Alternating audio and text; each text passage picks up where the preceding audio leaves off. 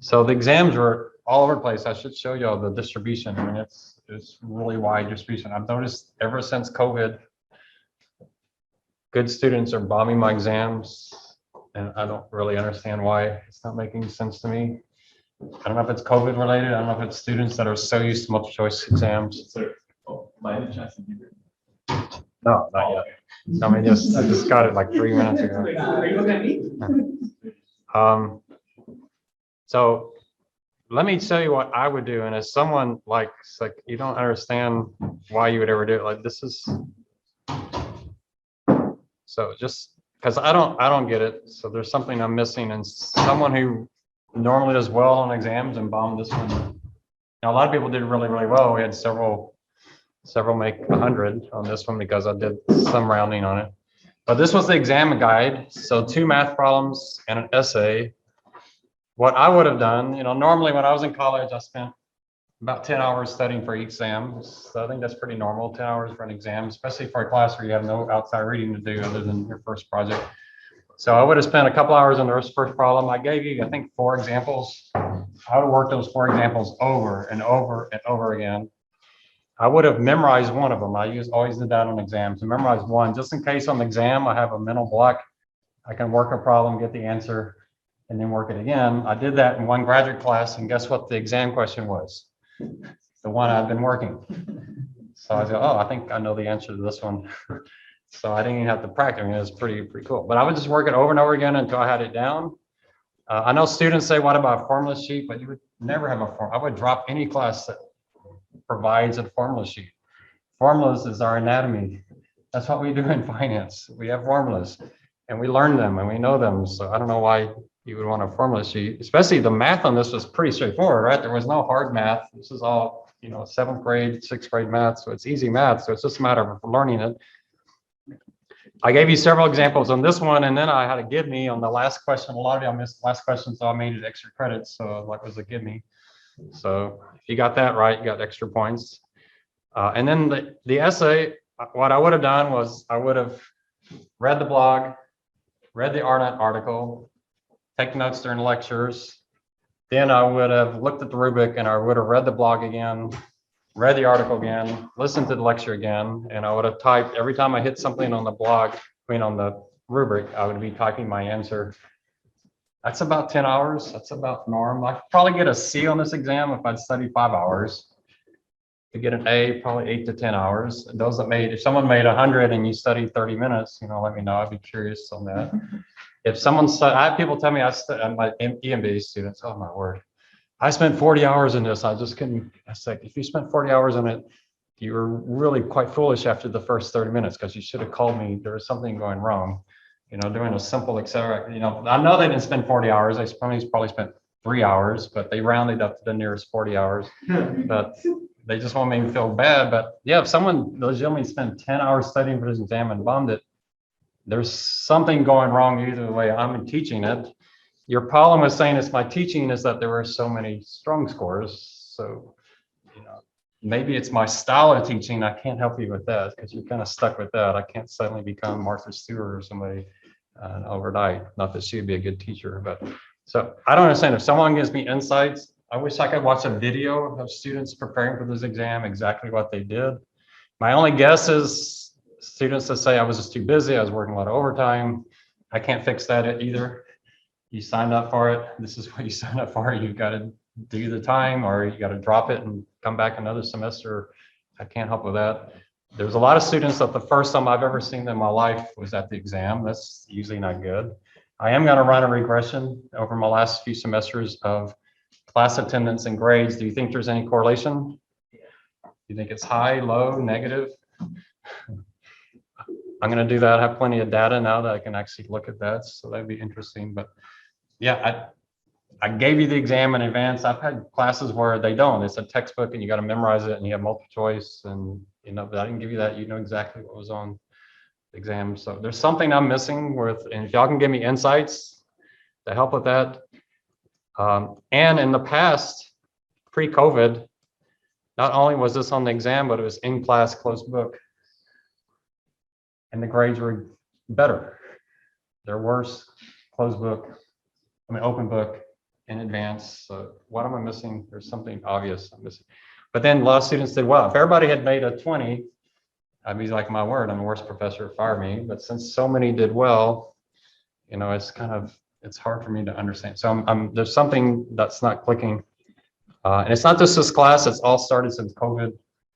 There's something have y'all feel like school has changed since COVID? Student engagement, professor engagement, it feels different. It's like everybody wants this to be online classes like University of Phoenix and just give us our grade. Don't make us learn anything. You know, we'll learn stuff when we get our jobs kind of attitude that's kind of been seeping in. I don't know how to fix that. If that's the case, I'll quit and go do something else because I got better things to do with my time. I love finance, and that's the reason.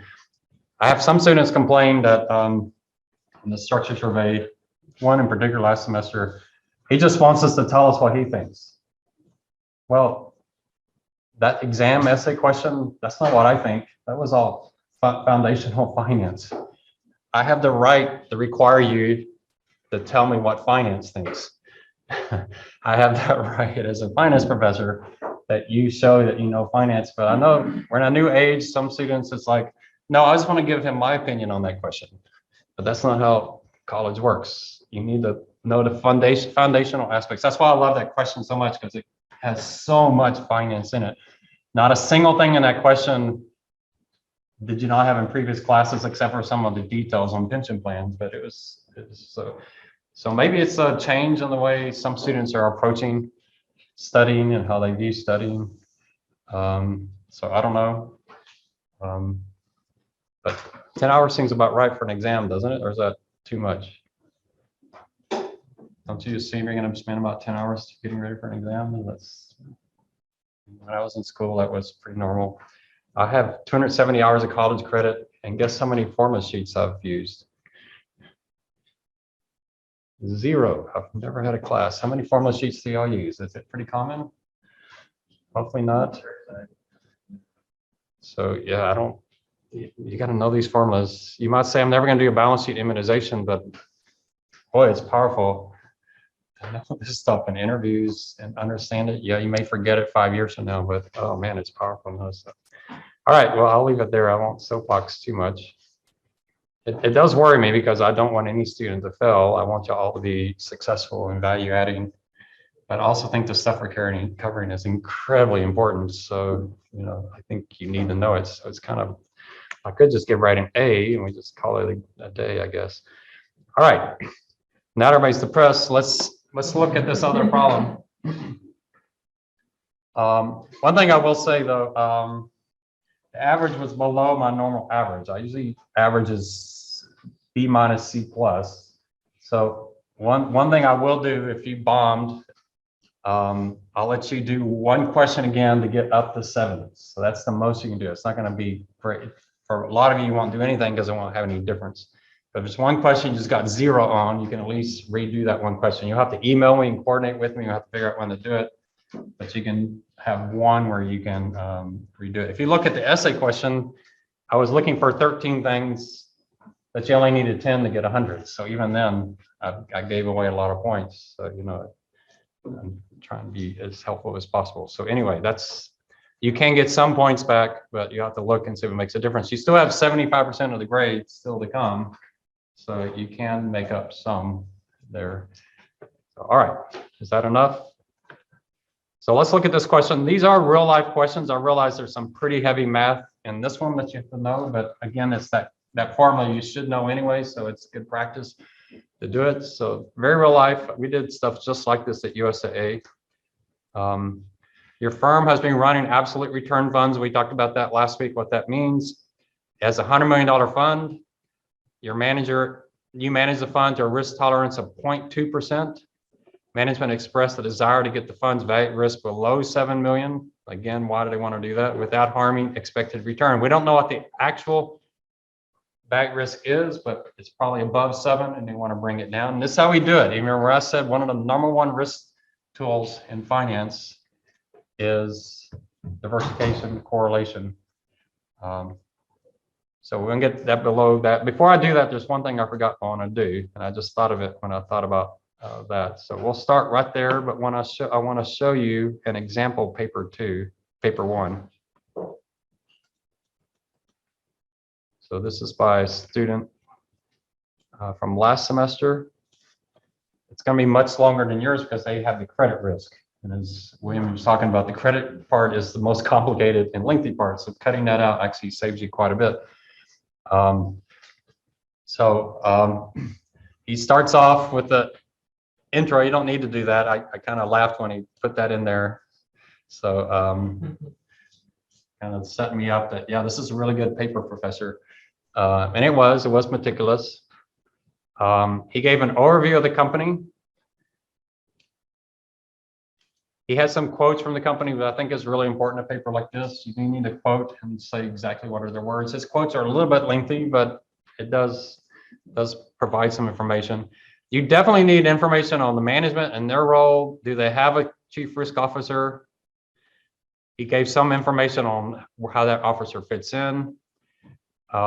He's got the committee structure is almost always is going to be in there unless they just don't provide it, but they're going to talk about the committees somewhere, and that's really, really important. That was critical at USAA. Who are the committees? What responsibility do they have? Bob Davis, CEO of USAA, he hated committees, so he just became a member of all of them. He was in meetings all the time, and he didn't like committees making decisions. He wanted people making decisions. So if something went wrong, you don't say a committee did it. He knew a person that he was going to blame for that. There's going to, someone had to take the blame. In his opinion, the purpose of committees is so no one's responsible. So he didn't like that. But we have committees, but he wasn't every one of them. He was involved in all of them. I don't think that's true for these companies. That you'll find their committee structure be incredibly complicated, really hard to tell who's doing what. It seems complex to me. That's why USA, we had one risk committee for everything. Everybody reported to that. All the subsidiaries, everybody reported that. And Bob Davis sat on that and he made the decisions. I don't know how involved Jamie Dimon is in these individual committees, how they report to him. You're probably not going to find that out from the annual report, but those are the kind of questions you can ask to see what's going on. You want some statement on philosophy. I don't know if he has that in here. He's got this JP Morgan believes. So that's probably a statement of philosophy. No matter the challenge, we manage our company consistently with principles that have stood the test of time. Clear, comprehensive, accurate risk reporting let us make quick and accurate decisions. Is that what they do, or is that what you say in a marketing piece? Clear, comprehensive, and accurate. Then he starts talking about the committees, maybe a little bit long, but you do need to talk about the committees. Definitely you want to say something about the audit committee. That's become incredibly important, especially after Sarbanes-Oxley. Audit committees. Now, who are auditors? What are they studying in college? Accounting. Do accountants know anything about risk management? They better now, right? The CPA exam is starting to pick up more of that. So we put a lot more pressure on accountants to figure this kind of risk stuff. They're used to risk like internal controls, sample sizes, those kind of things. This kind of stuff is a little bit out of their league, and so they're scrambling. You hope some of these audit committees are actually hiring non-accounting people, like risk managers, like finance, like actuaries. Talks about the board. You definitely want to talk about the board. Here they have a committee that reports to the board. William and I were talking about that, how much the federal government has really increased, especially Sarbanes-Oxley has really increased the responsibility of the board, but telling the board you're more responsible doesn't change the board. So who is on your board? Who's on the board of JP Morgan? If they're not bankers, if they're CEOs of Caterpillar and Walmart, why do they know about banking? Y'all agree these are complicated firms? Y'all figured that out. And the CEO of Caterpillar is probably a very smart person, but I doubt he or she knows much about banking. And can they really sit, they meet 4 times a year? Can they really truly understand these entities? But the federal government says the board better be involved. Again, talking about the committees. So a little bit more on philosophy.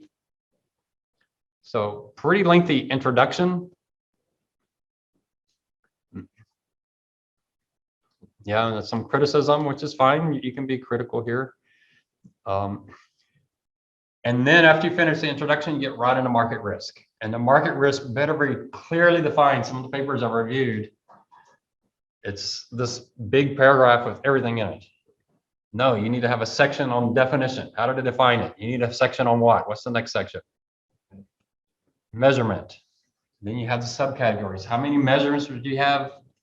I can't imagine any bank doesn't do stress tests, mainly because federal law requires it. Value at risk, all of your banks do value at risk. They may not talk about it much, but they all do it. So you want to take each one of those and talk through them. There's the stress testing. And the stress testing usually is broken up in different pieces. He did a good job here of putting the earnings at risk, parallel shifts, those kind of things under stress testing, because that's what they are. On exam 1, I did it with plus and minus 300 basis points. That's a stress test. I don't like stress tests from the one standpoint that there's no probability to it. Say, what happens to this banks if interest rates rise 300 basis points? I can tell you that. What's the probability interest rates rise 300 basis points? I can't tell you that. What happens if oil prices hit $200? I can run a scenario and do that, but I don't know the probability of that. It seems like it's higher now than it was 2 years ago, but I don't know that probability. Unlike VaR is telling you the probability. We have a 1% chance of losing X million or more. It actually has the statistics in it. So, but most banks do stress testing because the regulators do stress testing. If you have tables and charts you can put in, that's good. He put this chart in. I don't know if JP Morgan still has this chart, but he gets credit for putting the stress test under the stress section. One paper I was looking at had a bunch of charts, but they never referenced them. They just went in and pulled some charts and put them in there. If you're going to put a chart in, make sure you talk about it and put it in the right section. I saw another paper, they talked about value risk, then they went to stress test, and then the value risk chart was in the stress test. So it just gets hard to read, it gets kind of complicated. Make sure everything's in the right place. Now he's got his VaR down here, so I don't know why he's back on VaRs again. He's getting to mitigation, I think. Okay, mitigate. So you have a section on mitigate. What are your mitigation tools? You're definitely going to see correlation and diversification for every bank. You're probably going to see the derivatives. I don't know about Capital One. I can't remember who's doing Capital One. I'm not sure about Capital One, but most banks, all banks, other than maybe Capital One, definitely use derivatives. Very, very common. Interest rate swaps, futures, those kind of things. So those are the two most common ones. There may be other ones out there that they use, but those are the most common one. He has a chart on their derivatives, which they're notional amounts, so they look massive. But the notional amount tells you what risk they're shifting. So they mainly do what? Swaps. So they're kind of in my camp. I like swaps a whole lot better than these other ones. So their total derivatives notional amount is $46 billion. What about this section? You don't have to do it. So look at what I'm saving you here.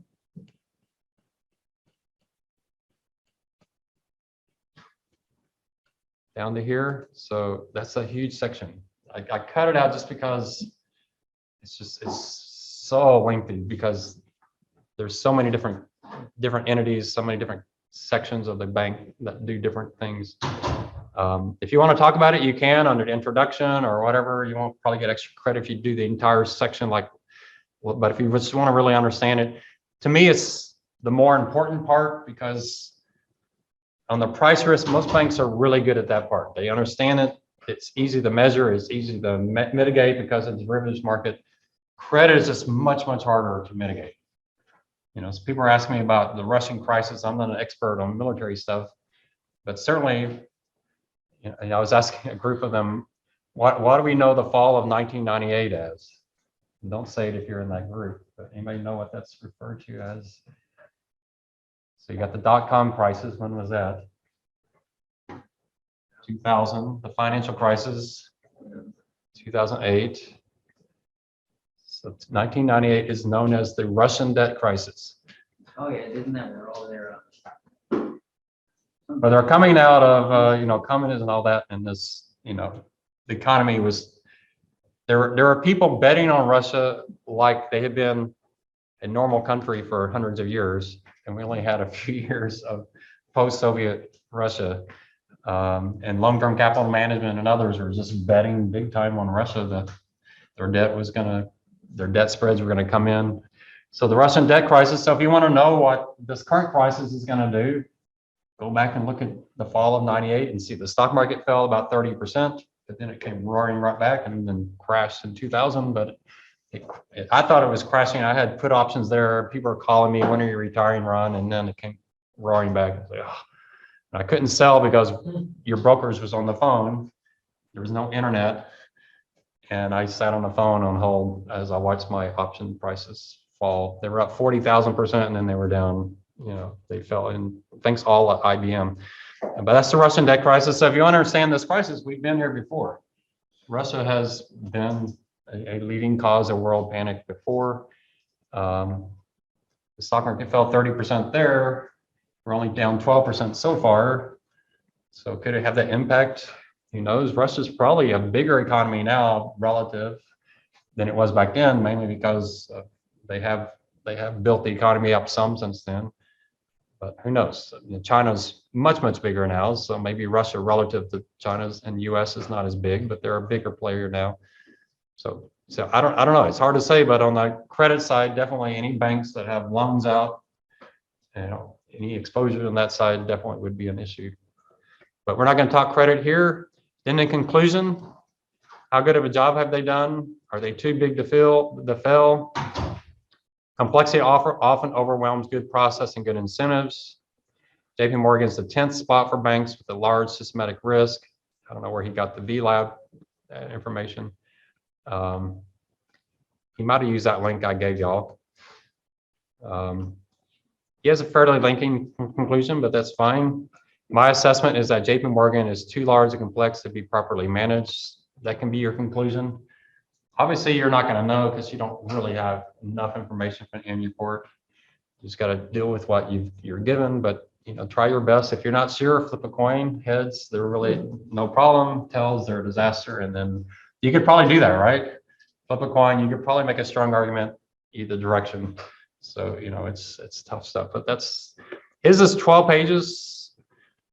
You should have somewhere between 5 and 80 pages. Somewhere in that range, but it's probably going to be shorter than what he did because you don't have the credit section. But it should be a good substantive paper. You don't have to use this format. I do think quotes should be centered, but you don't have to use this format. I do like this format. I was reviewing one paper. The entire thing was double space, and I just think double space, one column, it looks like a college paper. You want to write something that looks like it could be published. So that's why I like this format, but you don't have to.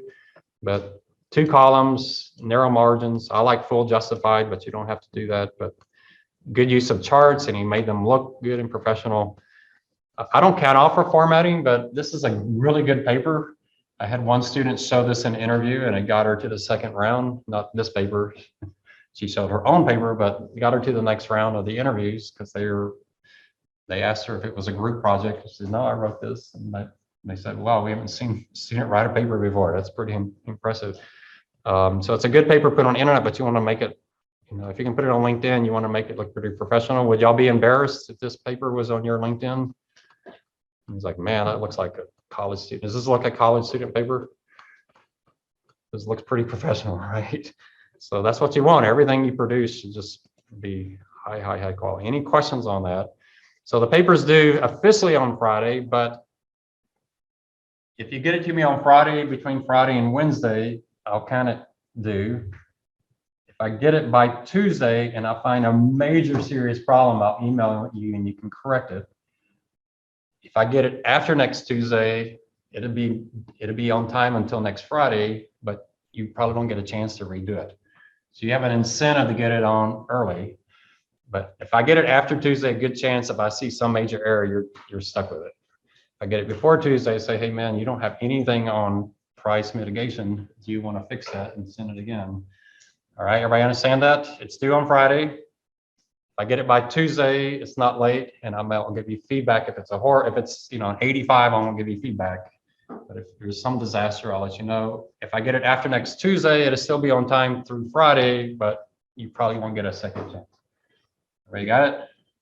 Very good. Joseph. Will you give us feedback, like just if we're missing something, or like if we have like one section that maybe needs a little more work?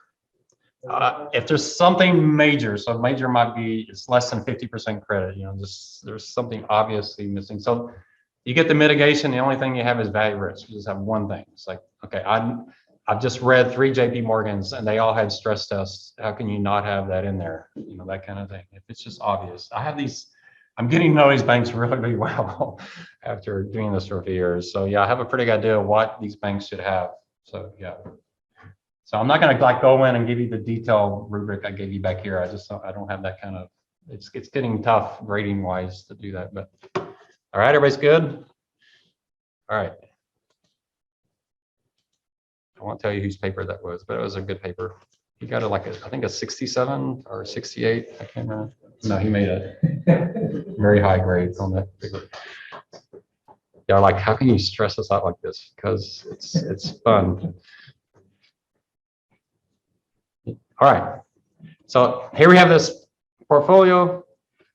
Here's the numbers. Let's get this into Excel.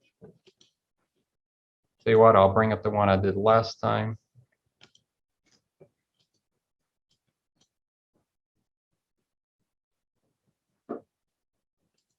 If I can find it. Wrong class. Thought I clicked on that one.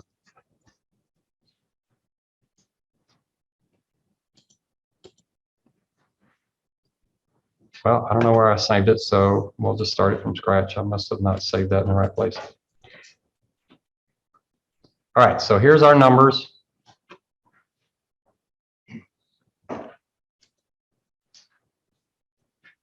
Expected return of our current portfolio is 6% with the 5.5% standard deviation.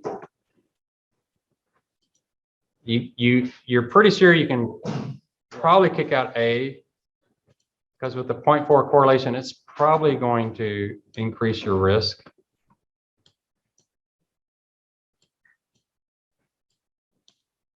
And you kind of going to learn over, you know, as you see these, that negative correlation is really what we're after. That's why I say when you do your price risk on your bank, correlation, it is the #1 tool in finance for managing risk. I don't mean for price risk, it's the #1 tool overall for managing risk. So let's set this up. I'm going to take this part out just so I get rid of the extra big rows. So what was the question? Was it 3 options or 4 options? You're going to do 20% in one of these options and keep 80% in the current strategy. Now you might say, why don't we add all 3 of them? Well, it's only $100 million fund. And we're going to do 20%. That's only $20 million.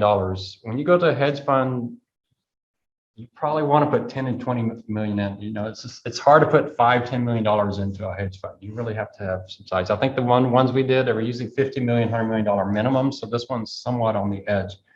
So you need quite a bit of money. This is a hedge fund, not something you run out and just, you know, put $100,000 in. There are people trying to get hedge funds into the mutual fund world. It'd be interesting to see if that actually works out. It would be interesting because the SEC would have some issues with that. So we're going to do the current. I keep calling the current A. The current with 20% A, the current with 20% B, the current with 20% C.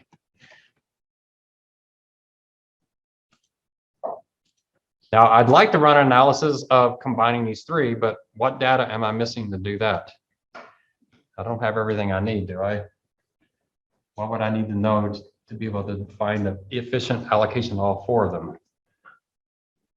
I'm missing 5 numbers. I need that correlation of what? A to B, A to C.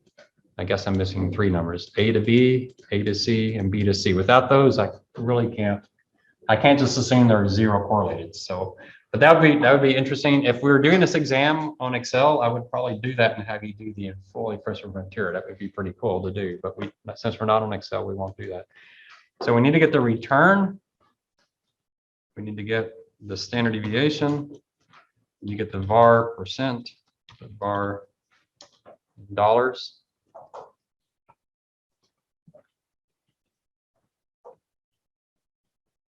So our return here is pretty straightforward. It's just going to be 6%. Return here for A, we'll have 80% of the current plus 20% of A. So our return obviously there is going to go up. We do that 20% in something that's earning an extra 1%. It's going to give you an extra 0.2%. We do B, our return goes down. We do C, our return goes up a little bit. What did our boss say about return? They're okay with it staying the same, but they don't want it to go down. So can we kick out B? B looks like it's not going to work. It's possible A and C don't work either, but B definitely doesn't work. So we can somewhat kick out B, but we'll go ahead and calculate it. And then the standard deviation for the current is 5.5%. All right, do we have any takers this class? Y'all should be able to off the top of your head. Someone volunteer, come on. Just the numbers. Something squared, what do we square first? Correlation squared. Not correlation, but the weight. What is A's weight? 0.8. We're going to put 80% in A times what squared? A standard deviation squared. What next? Plus times divided plus, and then what do we do? Wait, yeah, I keep saying A when I mean current, right? So y'all forget that. Times standard deviation of A plus times minus plus 2 times way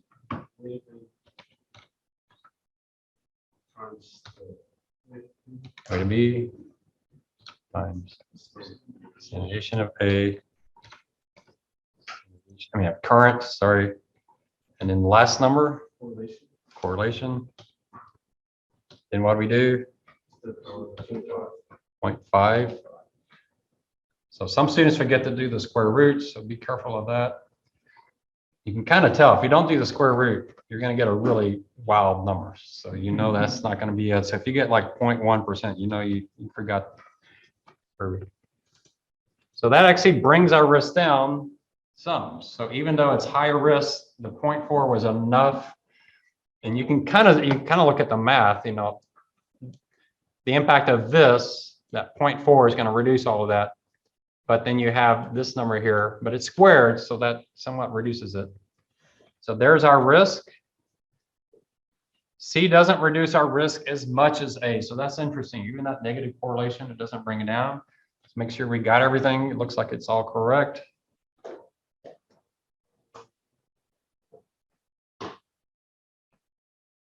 Yeah, everything looks like I got it correct. Oh no, there's one thing wrong. All right, so what did I miss?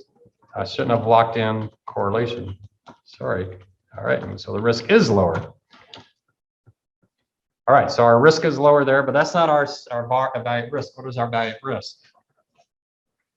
So their risk tolerance is 0.2. So what number are we looking for in the table? 0.998. That looks to me like 2.88. Does that sound right? Can we see that?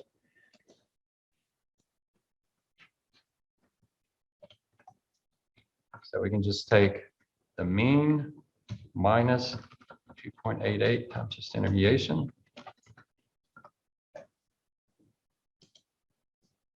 And what do we do here? We ABS that.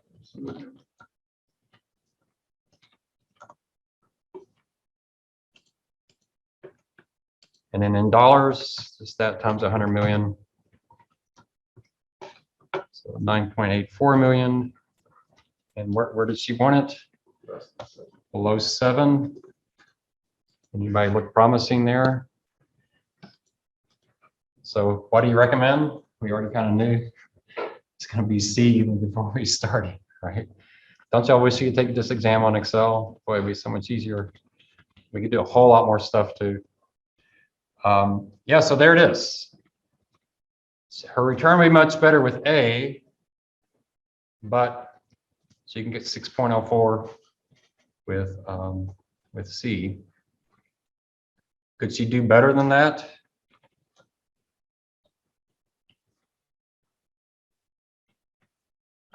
So let's ask that question. See if I can do this. I always do this on the fly, and we'll see if I do it on the fly if it actually works.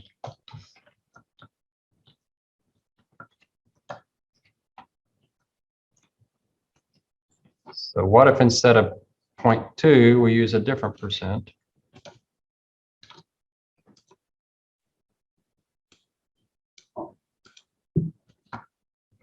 So we'll try that. So what would we want to maximize here? So let's think about this. Let's try one thing here. Let's try return versus risk. Let's say we want to maximize that. Okay. So let's just do it. I got to add solver here just a second. Do y'all use solver much? You're going to be using solver a bunch on project 2 if you don't. So you get some exposure to solver.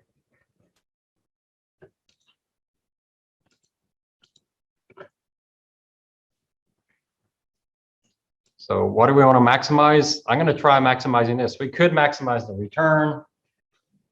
We maximize the return. What's it going to do? It's going to put 100% in the C. So that's not going to work. We want to maximize that by changing this.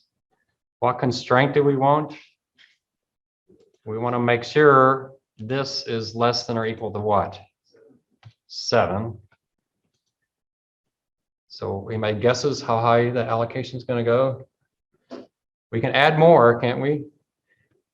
At some point, though, that higher risk, how much higher was the risk? That 7.2 risk, at some point, is going to start taking over. Any guesses? 30%, 40%, 50%? All right, let's try it. If I set it up right. Oh, it went the other direction. Let's try, boy, I don't know why it did that. What was the original number? Yeah, that is higher. Interesting. All right, let's try maximizing return and see what happens. So maximize that. It didn't work. Maximize K8, changing K6. Yeah, I don't know why it's not changing. That's obviously not the highest return. What did y'all see what I did wrong here? I forgot to do what? Change the weight. All right. Bill Gates is like, come on, man. You're not giving me anything to work with. All right, let's try this again. Let's maximize that. There we go. 35%. All right, so if we had 35%, hopefully I got it all set up correctly. Let's make sure. So that times, no, I don't have it set up. What am I still missing? That can't be 80%. So in a few weeks, I'll get this right. Thanks, Bill. Suddenly wanted 42 decimal places. What does have to change here?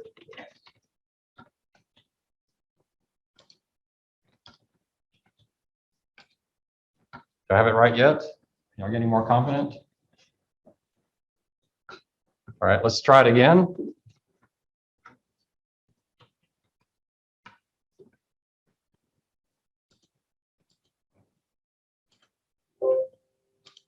It still likes that. Oh, 41%. Okay, hopefully I've got everything set up. Let's check one last time. So we've got 6% times 59% plus K6, if we got this K6 correct. No, 41% times E2. Is E2 correct? That's correct. So that looks good. And then on our risk, I'm still missing one number. Someone saw that? Pointed it out.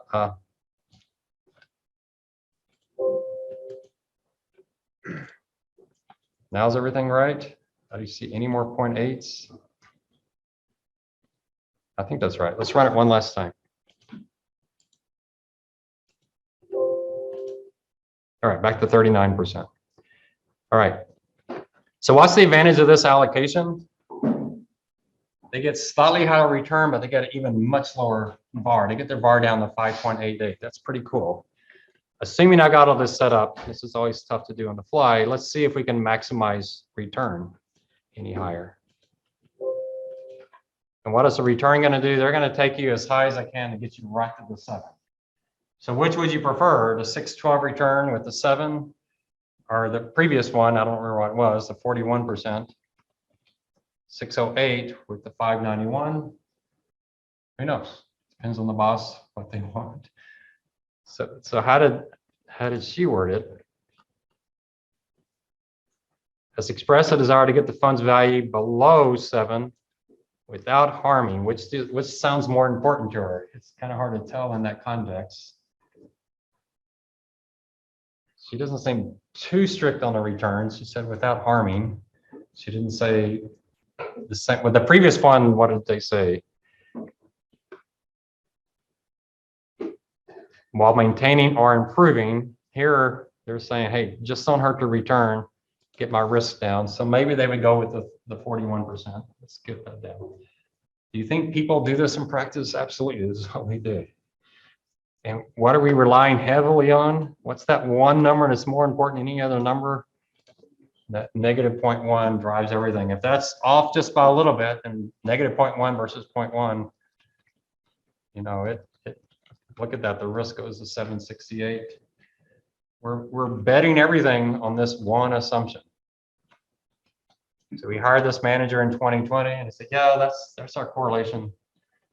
They fail to tell you, but you know, if oil prices rise, our correlation goes to 0.4. Forgot to tell you that part, but I don't think oil price will be rising anytime next 4 years. So don't worry about that.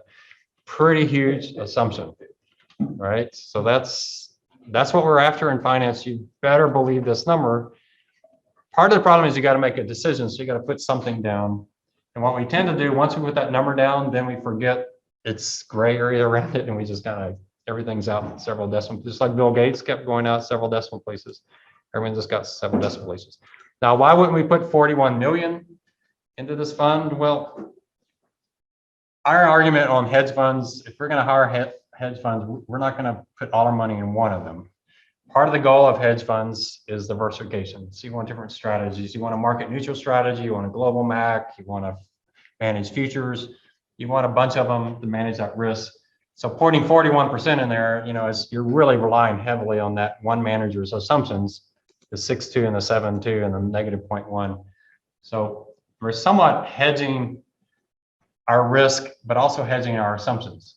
So by not putting too much money in one hedge fund, we're saying, okay, we know the assumptions say 41% is the right answer, but we're not all that confident in the assumptions. So that's what we did at USAA. We hired 5 hedge funds and we split it among the 5 of them.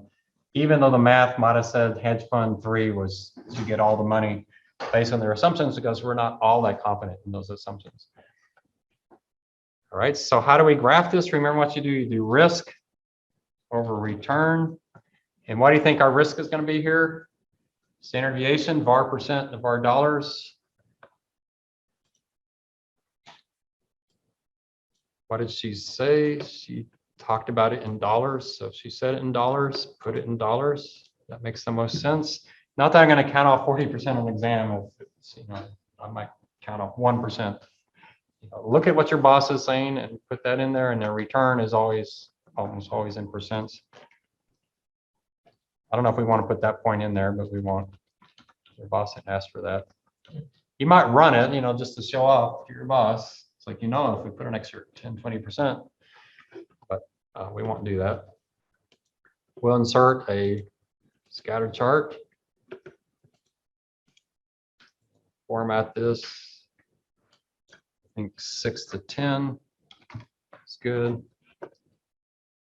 Over here, that's probably not too bad. Looks pretty good. So what are these dots? What's this dot right here? 6% and 9.84. You remember that one? That's the current. What's this one? Higher return, but pretty high risk.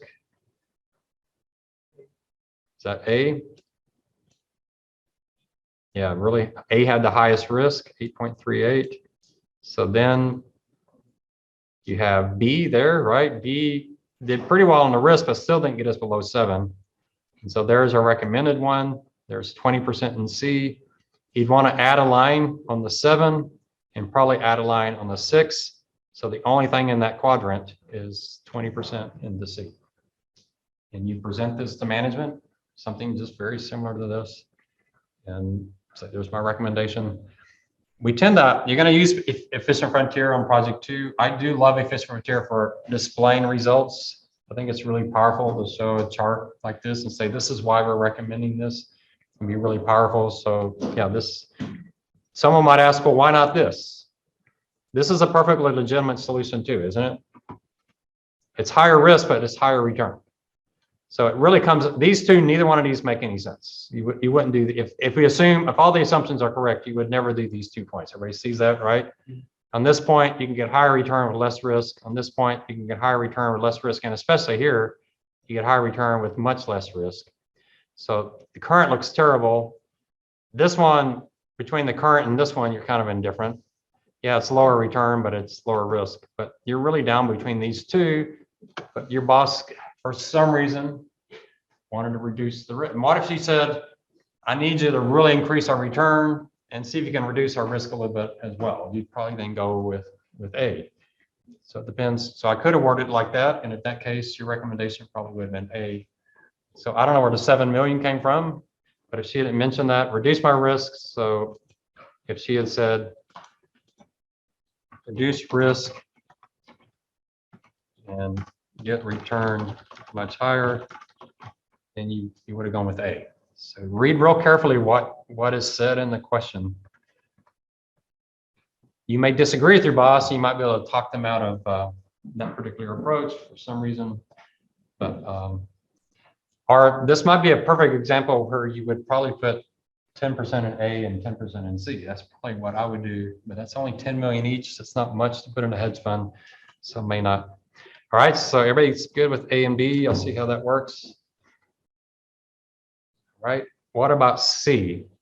Your impressions as to any concerns about the consistency between parametric and stochastic VaR for the current strategy, just A by itself, and a brief non-quantitative rationale as to why the analysis may be inconsistent. All right, so their 0.2% VaR, we said, was 9.84 million. So how many simulations did we run? 10,000. So what is their VaR in the simulations? Do I remember how to do that? 10,000 minus 10,000 times 0.002 plus 1. What does that give you? Is that 99.81? So the 20th one from the end, you'll see that 0.2% times 10,000 is 20th. So their VaR is going to be the 20th from the bottom. The 20 from the bottom is 99.81. It's not 99.80, it's 99.81 because you count number 10,000 as you come down. So that VaR is 10.9.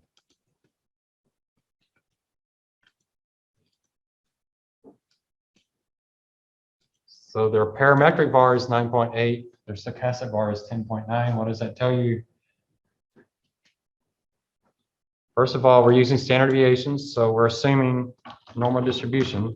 But the stochastics can be much more tail risk, so there must be some skewing to the left on that product. So it's telling you, it's not a symmetrical return payout, and you can probably say that parametric VaR may be understating your risk by as much as 10%, which would be an accurate statement here. Which is more reliable? Well, who set this thing up? How reliable is that? It's all, our CEO hated stochastic VaR because he considered it a black box. He didn't trust anything coming out of it. Everything I showed him, he was like, yeah, but how do I know? Anytime I showed him historical VaR, he loved it. So who knows? But the CEO of the life insurance company, a career actuary, she loves stochastic VaR. She just thought it was far more valuable because, you know, the history we're looking at, 20 years of interest rates just falling. She's like, no, I need a simulation starting with the current yield curve and doing stochastic, because it's unlikely interest rates are going to fall from 18% to 2% going forward, given that they're at 2%. So it just depends on your boss.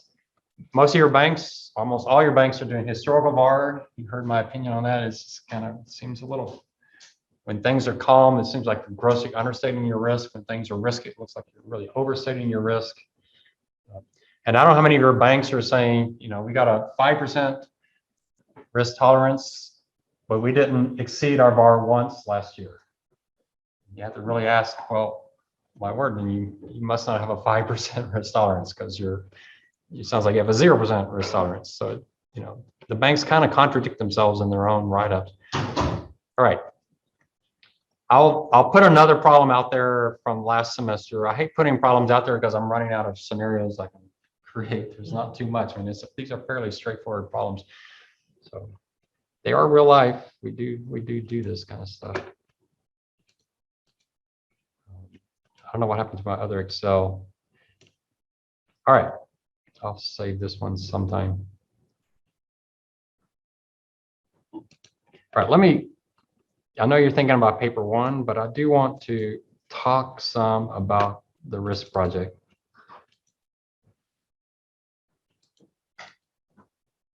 If I can find it, I had it for you.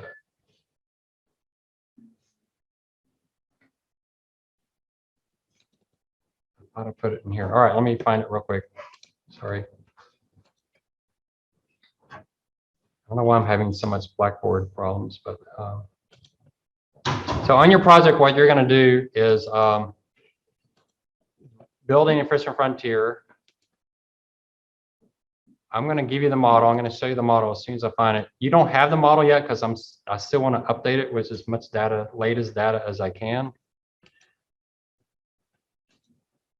And so I'll probably get it. I won't get through the end of March, but I'll get through the end of February in there.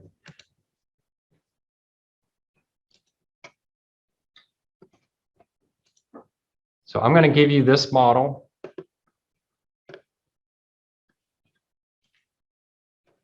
It's going to have an efficient frontier model at the top.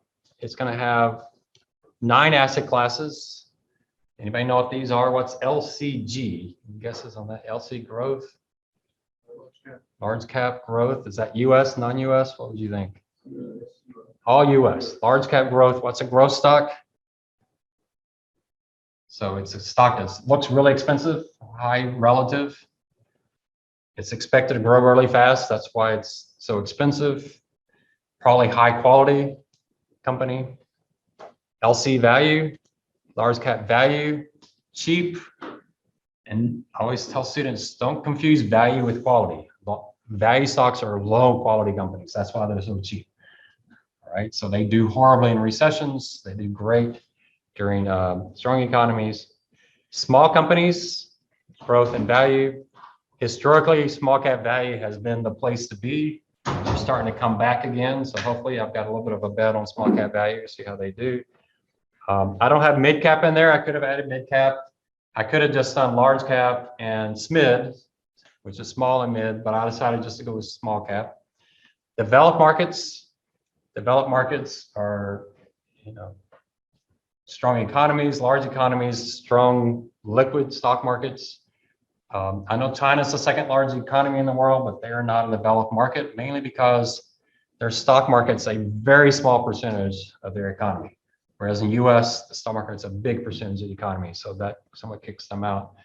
So they're in emerging markets. So emerging markets are smaller countries or countries that don't have well-developed stock markets, or maybe they have inflationary issues. Those kind of countries. Now gold can be gold itself. You can buy ETFs now that are actually, you know, the actual gold itself, or it can be gold stocks. At USAA, we had a gold fund, but it was not actually gold. It was gold producers. It was stocks. They don't always act the same. Gold did pretty well in 2008. Gold stocks were down in 2008, so they don't always act the same. So here I'm using actual gold itself. Bonds, these are investment grade bonds, but remember what I was talking about with Malkiel. Usually when people present bonds, they mean treasuries. These are not treasuries, these are corporates, just because that's what most people buy. So they're corporate bonds. And in high yield bonds, man, their yields was below 4% here. I don't know why anybody's buying high yield right now, but very low yields. But 4.1% yields, or maybe I'm thinking the spread, but really low returns right now. So those are returns. How did I get the returns? It's essentially an income yield plus growth. For stocks, their dividend yield might be 2% and growth expected 6%. So you get that kind of return. For bonds, there's no growth because you just get your coupon back. So it's just the current yield. And I showed you on an earlier class, the current yields on bonds is a pretty decent predictor of what they're going to make. High yield is their current yield, but you got to subtract something out for defaults. So that 4.1 is probably a little bit high even, but I'm using that number. On the risk, and you can go back and see my returns. There's actually a support for those. On the risk, I'm relying very heavily on history there. The risk is essentially the kind of the median or average standard deviation of these going back. You know, what is VIX right now? I think it's jumped up into the 40s. I mean 30s, 35%. So the VIX is essentially what the stock market says the standard deviation of the large cap is going to be going, at least for the next 3 months. I'm not using 35%. I'm using 16% because that's what it's been historically, but obviously it jumps during crisis and comes back down. Value stocks have actually been lower volatility than growth stocks. But we'll see going forward. So what is Facebook? Is Facebook a value stock or a growth stock? We'll start with Amazon. A PE ratio of 41, is that a value stock or a growth stock? That's a growth stocks. The S&P's PE maybe is around 22 or so. They're almost twice as expensive. So what is Facebook? What would y'all say? Does that sound like a growth stock?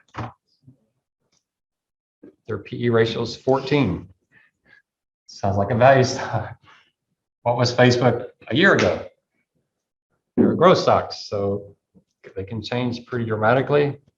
What is Ford? PE ratio of 3.6. You can spend $3.60 to get $1 earnings, which means if their earnings stay the same for the next 4 years, you get all your money back in 4 years. That's a pretty cheap stock, incredibly cheap stock. What is Zoom? Zoom has come down quite dramatically, hasn't it? It's getting down to be kind of a core right in the middle. But what was it? You know, back in 2020, late 2020, pretty high. And then there's some stocks, they have no PE ratio. Why doesn't GameStop have a PE ratio? It doesn't have an E. And it's a $100 stock. That's probably worth 20 bucks. But I don't know if that's a growth stock or what. It's a meme stock, so we don't know what that means. We haven't figured that out.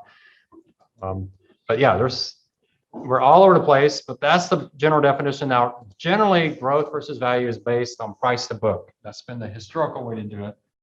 But you can certainly see it in the PE ratios. All right, what about correlation? On correlation, I'm using history. And so we already talked about that. This correlation even exists, but I'm relying heavily on history. Does it make sense that growth and value stocks are highly correlated? That seems to make some sense, right? They're the same asset. They just go in different cycles. Small caps should be highly correlated. Small cap gives you a little bit more diversification on the value side. Developed markets are fairly highly correlated. That somewhat makes sense. What's the diversifier there? Where the US dollar can help you some there. If the US dollar weakens, having developed markets is going to help you. When would the US dollar weaken? During bad economic times in the US. So it's possible develop will give you some diversification. Emerging give you even more diversification. Gold, I have a positive correlation there. Some people say it's negatively correlated, but I went with history again. Bonds, what do we say there? Are they positively or negatively correlated? We said, yes, they are. I went close to 0 on that. So that means bonds are going to be a great diversifier here. High yield bonds should be highly correlated to stocks. I still remember at USA, Matt Freund, he ran the high yield bond fund. And he would love to compare the high yield bond fund to our balance fund. Our balance fund was 60% stocks, 40% bonds. At the time he ran it, they had the exact same return. The only difference was a high yield bond fund was about half the volatility. So essentially he was arguing when you buy high yield, you're getting 60% stocks, 40% bonds with much less volatility. Now, he wouldn't have said that after 2008 because the high yield blew up pretty dramatically. But for the period of time he was saying, hey, put 100% of your money in high yield. He kept saying, I'm not arguing for that. I'm just pointing out the fact the high yield looks a lot like 60% stocks, 40% bonds. You can see going across, bonds are essentially 0 correlated to everything else. Gold is essentially 0 correlated to everything else, though it is more highly correlated to emerging countries. Again, all of this is based on history. If you want to see the actual numbers, they're all back there. There's my correlations. If you want to look at the graph of the numbers, you certainly can. Here's large cap to value. Sometimes it's been really low correlated, but it's been fairly consistently 0.8, 0.9 correlation there. Gold is the interesting one to be sure. If I can find it. Oh, I should do it this way. Gold, large cap to gold.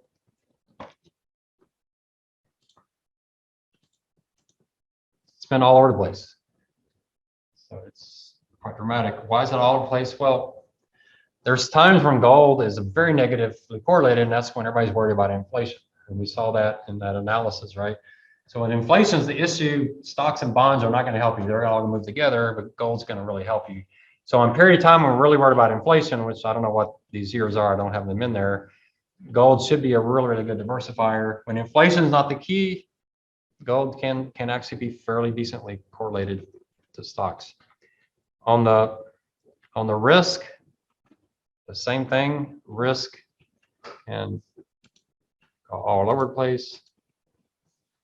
So what number to use, 10% or 25%? It's just all over the place. And I'm going to update this through February. February was a little volatile, but March would probably have moved that number some. But again, we're only down about 12%. So this has not been that radical of a market. Could I use 35%, the current VIX? I could. What would the model do? Wouldn't put anything whatsoever in stocks. Just say that's far too risky. So you're going to put all that in there, and then you're going to run the model, and you'll see how to run the model. I have a video that shows you how to do it. You put in a target risk, and you tell solver, find me the highest return you can find at that level of risk given these constraints, right? And you'll see how that works. Here's the model guts down below. The first thing is coming up with return. Return is real simple. You just get the weights times the return, and that's return. Just simple, just like we just saw. That's very, very simple. On the risk, does this formula look familiar? That looks very familiar, doesn't it? So what do we do there? Well, the first part of the formula is you take the weight squared times the risk squared, and that's what the first part here does. For every asset class, it takes its weight and squares it, takes its risk, and the weight times the risk squared. That's that first part of the equation. So we just add all that up, and then the rest of the equation is what? 2 times the weight of A, weight of B, risk of A, risk of B times the correlation. And that's what this does. You usually do it in a kind of a triangle thing.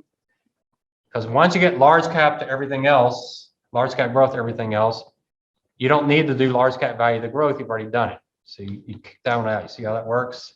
And once you get large cap growth, large cap value, large cap growth, you don't need it there. So you just keep reducing them.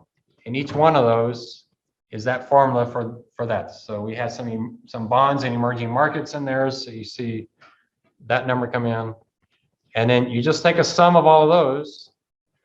And so what is my risk? My risk then is just going to be the square root of the sum of those two numbers. All right, so you see how you take that formula, and it's the first part of the formula is real simple. Risk squared times weight squared. Then you have to do this at the end. This is a little bit tough to set up because you got to get all your dollar signs right for your anchoring, but once you get it set up, it's pretty straightforward. I've had students ask if they could add another asset class. You can, but to do it, you got to fix this part of the formula, and then you got to come up with your assumptions. So someone says, what can I add Bitcoin? Well, what's the expected return on Bitcoin? Who knows? What's the risk? You could calculate that historically. You don't have much data, but you have some data. What's its correlation? We could calculate that using historical data. I just don't know how you would ever come up with an expected return. Can you just say, well, it's the same as gold? Yeah, I don't know. Gold doesn't have a high expected return. It should cover you for inflation. So I don't know. You could add Bitcoin, but I'm not sure you'd be all that confident in the assumptions. All right, so you're going to run a scenario. So let's say we want to see the 10% risk. So you put 10% in there, and you do data, solver. Nice thing is solver is all set up. Even if you don't have solver on your Excel, once you add solver, all this that I've set up will be there. And so what it says is I want to maximize the return. That's what B28 is, maximize the return by changing these allocations. Subject to, you got to make sure your allocations add up to 100%. Here's your constraints. You don't want any more than 20% in high yield. You don't want more than 10% in gold, no more than 20% emerging. And international, which is developed and emerging, you don't want more than 40%. Now, one thing you have to do when you run this model is really, really important. You have to change these constraints to something different. And you got to figure out what you're going to do on that. So that's kind of guesswork, but make something up. You got to change these constraints. One thing I think is interesting, if you want to add more power to your paper, is run it once unconstrained, then put your constraints in there and compare the two. We had really good, powerful analysis with USAA doing that, because what we discovered was the constrained versus the unconstrained. You saw a point where the return just really got weak. Everybody's asked, what's that point? Why does return suddenly go away? And that's when we hit our real estate constraint. Our model loved real estate so much that once we filled up in real estate, it's like, yeah, we can't give you anything without just taking a lot of risk. We can add more stock, but that's a lot more risk. So I told the committee, hey, you know what? We should not go beyond this point unless you want to increase our allocation to real estate, because that's what the model's telling us. It wants more real estate. So how do you see constraints? And then you make sure your actual risk equals your target risk. And so you put all those in there, you run solver, and this is when you hope for the best, hope that your machine works. It found the solution. That's what you want, found the solution. It might converge to the solution. If you get that, just run it again. Keep running it until you get found. If you run it 4 or 5 times and it keeps saying converged, then go with it. You will know if converged is wrong, because if converged is wrong, your efficient frontier will have a little dip in it. Because it's got to be nice and smooth. So if one of your points is like down here, you'll need to run that point again because it didn't find that best point. And so what you'll see, and you'll see this in the video, is you're going to run all these points. And the video will show you how to run it. You're going to have your current portfolio, and I'll explain that as we get into this a little more. It's just something that you make up. Here's your current portfolio. Here's your recommended portfolio. That's what we're after. Here's your efficient frontier. I'm recommending this portfolio. This is where they are currently. So I think if they do this, they can get higher return at current risks. We'll talk about the different ways you can do that. Here I'm putting return versus standard deviation. Just makes sense because that's what I'm running. So that's part of what you're going to do, is you're going to make an asset allocation recommendation to your client. You'll see how it works. It works. It's fairly straightforward. The second thing you're going to do is you're going to do a historical value risk analysis. This is something you would never do in practice because it's too embarrassing, but we'll talk about that. So our current portfolio, his historical return was 1077, but my recommended portfolio's historical return is only 1074. But I'm telling them, hey, going forward, that's not true. Going forward, the one I'm recommending is going to have a higher return. Now, what's the chance your client's going to buy that? Now, why is that? Well, the reason for this is I'm recommending a pretty good allocation to emerging markets. And emerging markets have actually done pretty horribly historically, and I'm for some reason assuming they're going to do better going forward. Would my client want to know that? They might want to know that. Do I want to tell them that? Absolutely not. But nice thing is, historically, this portfolio has been lower risk. So that's, at least I can tell them that. Okay, so my return assumptions are a little different than history, but at least risk-wise, I'm reducing the risk. The next thing you're gonna do is a style analysis. We'll talk about that. Some of you in my investment class, we talked about style analysis. I love style analysis. The second I read that article by William Sharp, I started doing it at UTSA. I just found it really fascinating. So you'll do a style analysis. What you have to do is pick a mutual fund. I'm actually providing mutual funds. The reason I do that is Yahoo Finance doesn't work well for mutual funds because they don't handle the capital gains correctly. And so if you have a mutual fund you're really interested in, and we'll talk about it more probably Thursday night. If you have a mutual fund you're really interested in, there's two analyses you can do. One's a style analysis, where you want a mutual fund that has multiple asset classes in it. Stocks, bonds, maybe something else. So balanced funds, asset allocation funds. The other analysis you're going to do is a manager attribution analysis. That's a fund you're going to analyze that only has one asset class. So if there's a fund, mutual fund you really like, maybe check with your parents, see what they're invested in. You got the Dodge and Cox International Fund or whatever, and they think it's the greatest thing in the world, then you can, ruin their May by telling them actually, they're not doing all that well. Now they may not know, and so you can actually do the analysis. We're going to look at Sharpe ratios, trainer ratios, information ratios, batting averages, upside, downside capture, all the things that are important to mutual funds. So if you have a mutual fund you want to do, let me know. Here's the mutual funds I have set up. So the ones in blue are the ones that you do for the style analysis. The ones in pink are for the manager attribution. So I do have quite a few, Dodge and Cox. The reason I put Dodge and Cox in there is because when I started in the investment firm, the financial planners were begging for Dodge and Cox. So we finally gave it to them, and then they had a horrible performance afterwards, which always happens. It's the Murphy Law.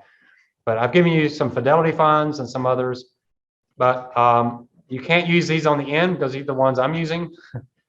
So if you have a mutual fund you're really interested in, send me the ticker. It has to have enough history, so if it doesn't have enough history, you won't be able to use it.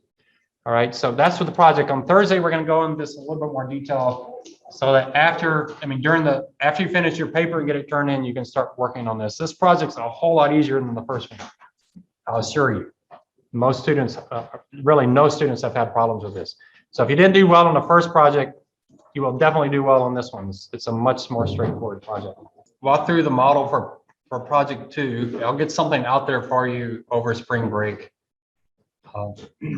And I can, at the end of spring break, I'll come back in again and I can update it one more time if there's certain mutual funds you want to do, if you have some. So check with relatives.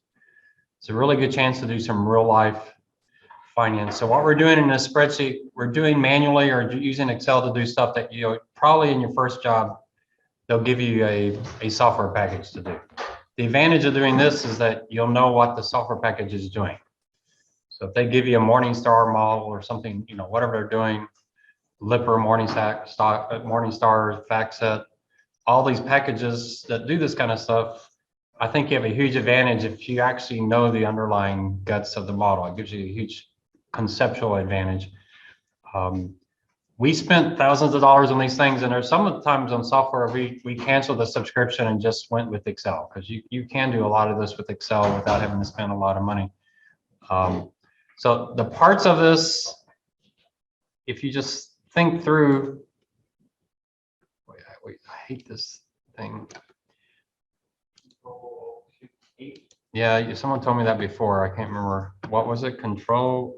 I don't have that many fingers. Okay, and you told me how to get it back, right? Oh, escape. All right. All right. So if you think about the project, let's just think about it from a high level. It's a great project from the standpoint you're doing 4 really big things all in one project, and it's not that difficult, really. You think your paper 1's a pretty challenging paper. This project is not that difficult. Very few students have struggled with this project. In fact, most students, the highest grade for the semester is this project, because it is fairly straightforward. But if you get into it, you're doing some real life stuff that you could likely be doing in a first job. So the first thing you're gonna do is an efficient frontier. Actually build one.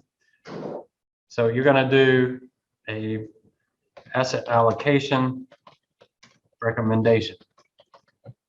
That's pretty basic finance. Should they be 60% in stocks, 70% in stocks? How should your stocks be allocated? Should you have some international? How much is fixed income? Should you have some high yield? It's not gonna be the full gamut on the bonds. We're just gonna do bonds. We're not gonna talk about short-term, intermediate, and long-term. I'm not gonna get into that. So we won't get quite as detailed as you might with the efficient frontier analysis. We just have 8 or 9 asset classes, but you'll make a recommendation. That's gonna be probably a third of your paper. You're then gonna compare that using some historical VaR. One of these years, maybe we'll do a stochastic VaR. It'd be pretty cool to do. I've never tried that with Excel random number generator. It's certainly possible. Where I worked, we had models that do the stochastic side, and they were pretty cool. You could do some really powerful things. If any of y'all use Crystal Ball or At Risk or any of those type of models, you can build some pretty sophisticated stuff without having to hire a third party to do it. But we're going to stick with historical VaR because that's the easiest. All I got to do is get historical returns and you've got it. But they're going to do, I think, a really cool thing, which is style analysis. So the efficient frontier is your recommendation. The historical is, this is just FYI kind of stuff. No one would actually do that in practice because it's just too embarrassing to have to explain why your recommendations would have not done as well historically as what they were doing. The style analysis is to really understand the allocation of risk, which I think is a really powerful thing to do. And it's fairly simple to do. You're going to see in this spreadsheet, you can set it up. And this is where you're going to be comparing a balanced mutual fund. So I'm going to provide you, I forget how many I get. There's several of them. There are at least 10, I think, that I give you to choose from. But if you have one that your parents use or that you like, send me the ticker and I'll look. It may not work because of the number of years that it has. I might be able to find a good substitute fund that has more years. Maybe they have another class of shares that's been around a bunch.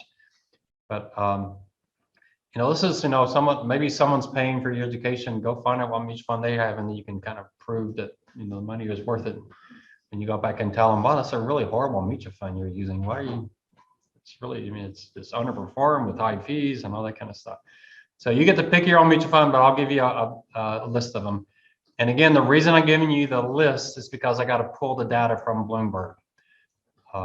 Yahoo Finance does not account for the capital gains correctly, and it really can misstate the returns. And then the last one, which I think is the coolest of all, is the manager attribution. Have y'all done attribution in another class? I don't think it's taught too much. Y'all talk attribution in John's class? No. At all? He might get in. I think he said we're going to touch on that a little bit. Yeah, it's not so exciting on the fixed income side. I remember doing attribution. Attribution is when you're taking the alpha of a manager, their outperformance, underperformance, and you're putting it in the buckets. How much of it came from sector selection? How much of it came from security selection? How much came from country selection? And you're trying to figure out where that's coming from. We did that with fixed income. How much is coming from duration? How much is coming from convexity? How much is coming from credit? When I did it with fixed income, you'd have 10 basis points is coming from here, 5's coming from here, 12's coming here, and 92 basis points is coming from other. It's like, oh, great, everything's in other. And that's just the frustration with fixed income. But with equities, you really can see, wow, they're really good at picking sectors, but once they pick the sector, they're not picking the best stocks in that sector. Or their sector allocation is really killing them. I wish they'd just go neutral in sector, because once they get in a sector, they're really good at picking the stocks in those sectors. So that's manager attribution. We're not going to do it at that level. What we're going to do is we're going to assess the alpha and risk to get the alpha. So we're not going to break it down into true attribution. I've been tempted to actually do attribution in this class. UTSA has a portfolio management class. I don't know who's teaching it. Dr. Miser used to teach it, and unfortunately he retired, and he was just like I think the best finance professor in the state of Texas, other than obviously all the other finance professors at UTSA. So don't tell them I didn't say they weren't as good as Misra, but really, really good professor. He taught portfolio management class when I was here, and really, really good class. If I taught that class, I would definitely spend several days on manager attribution because you can get into it quite in detail. And the Bloomberg machines downstairs will actually do attribution. You can break it down at some pretty good levels of understanding. So it's pretty cool on the stock side. On the bond side, it's a little frustrating. So 4 really cool things. They're not all that related to each other. They're really 4 different things. So here on manager attribution, you're talking about a 1 asset class mutual fund. So you can't use the same fund for the style analysis. In style analysis, you're trying to get their allocation to bonds and stocks. You're trying to figure out where they're taking their risk. Manager attribution, you're trying to see, are they beating the market? And how much risk are they taking to beat the market? Because what we're trying to do, figure out there, and the real key here is skill or luck. Maybe they're beating the market, but boy, they're taking a lot of risks to do it. And you give them 1 more month of performance and they'll be way below the market. Because they're just rolling the dice, and you just happen to look at them right after they got the jackpot.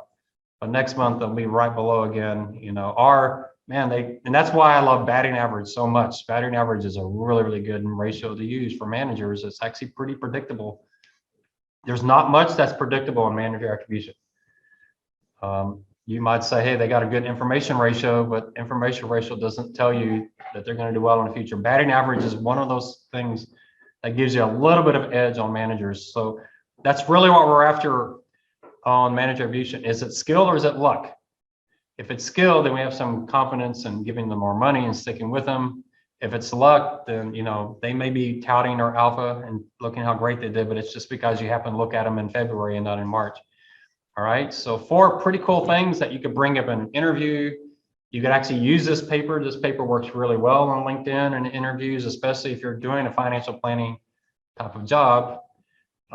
This is exactly what financial planners do. The exception is they're going to do this in some black box, just key numbers in, and whatever comes out is what they use. You can then tell them, hey, I've actually done that in Excel. Let me show you how you do it. You could have a much deeper understanding.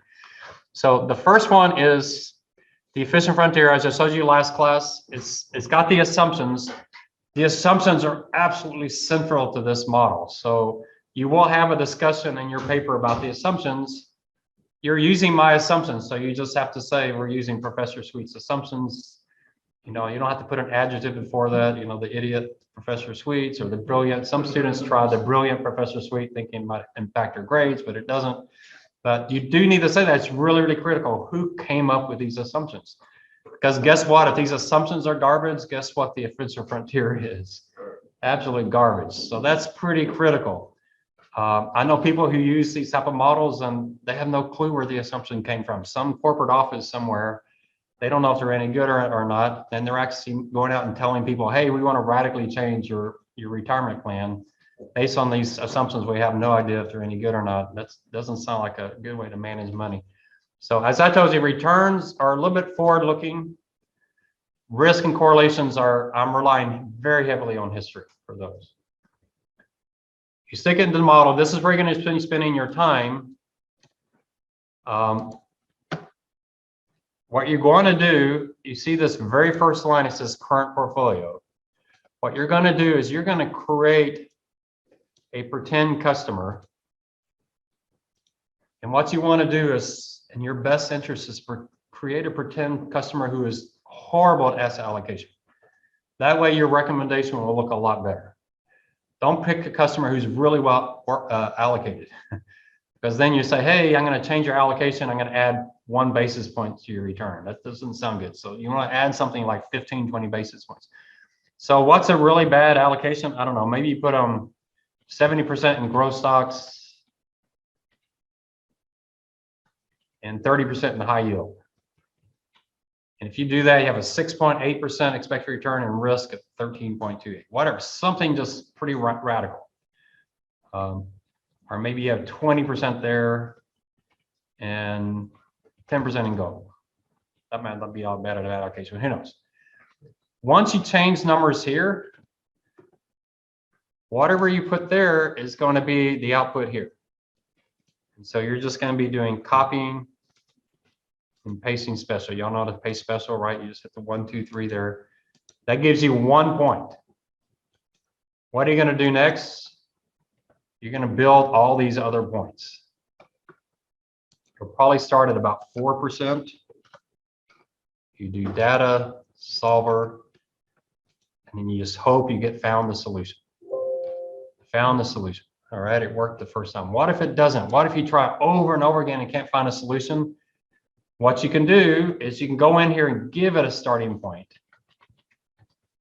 You know at low risk, it's going to have a lot in bonds. So just put a bunch in bonds. Get something pretty close to the 4% to give it a starting point, and then try it again.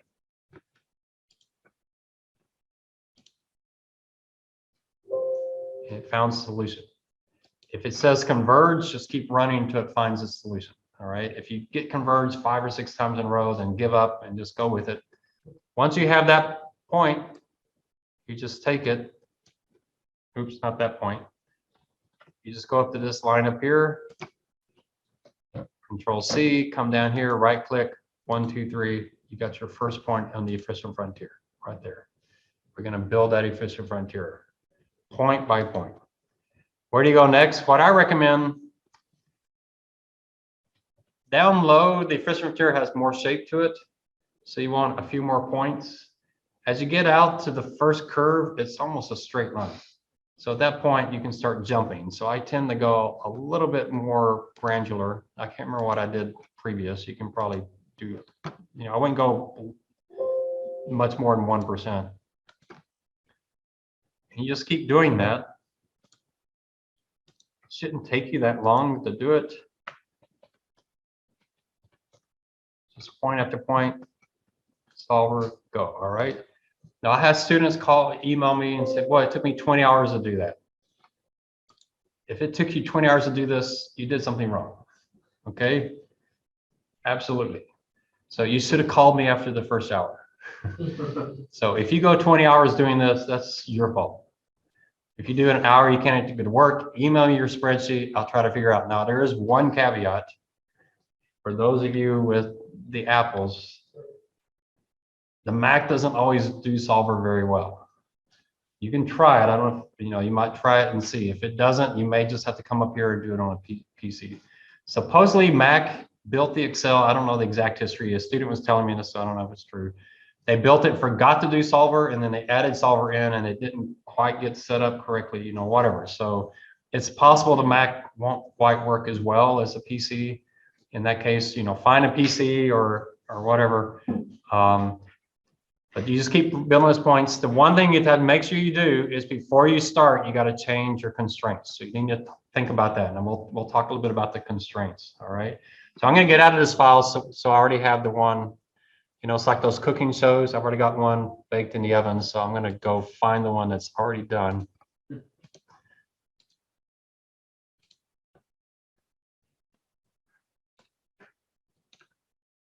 So I put all these in there. Doesn't really take that long. I started, you can say I went by 1% at the beginning, and then I somewhat jumped at the end. So 1% is probably good enough. The efficient frontier isn't much, doesn't have that much shape to it. If correlation was 1, we'd have a line probably more down around here. So it does shift it up somewhat, but it's not just really radical. Why? Because my correlations are predominantly 0.7 or higher, so it doesn't give it that much bend, but it does give you enough that it's interesting. What's in the green is what the model assumes is your recommendation. So if that's not your recommendation, you'll have to do a little bit of moving around. If you mess it up, you can do, now y'all know when to do control copy, when to do control cut, right? Control copy doesn't change any formulas. Control cut, anything control cut, anything that references that is going to be moved. So if you want to move this around, you have to do control X and move that, and then all your formulas will be okay. Okay, but you have to be careful. You may mess it up. If you completely radically mess it up, send me the file. I'll fix it really fast. It's really important. you know, it's really difficult to use an Excel file in a class because I built the file. I know where everything is. You don't. So I can fix my file a whole lot faster than you can. So if you're having any struggles, send me your file. Usually people send me their file and I fix it within 3 minutes and send it back. I mean, it's really, I do know the spreadsheet really, really well. I can fix it really fast. So it's really rough using someone else's spreadsheet, I realize. So don't waste time on that. So what you can do is, you know, as long as you're in order, you're probably okay. If it's not in order, it will still work, but sometimes the efficient frontier gets a little lumpy looking.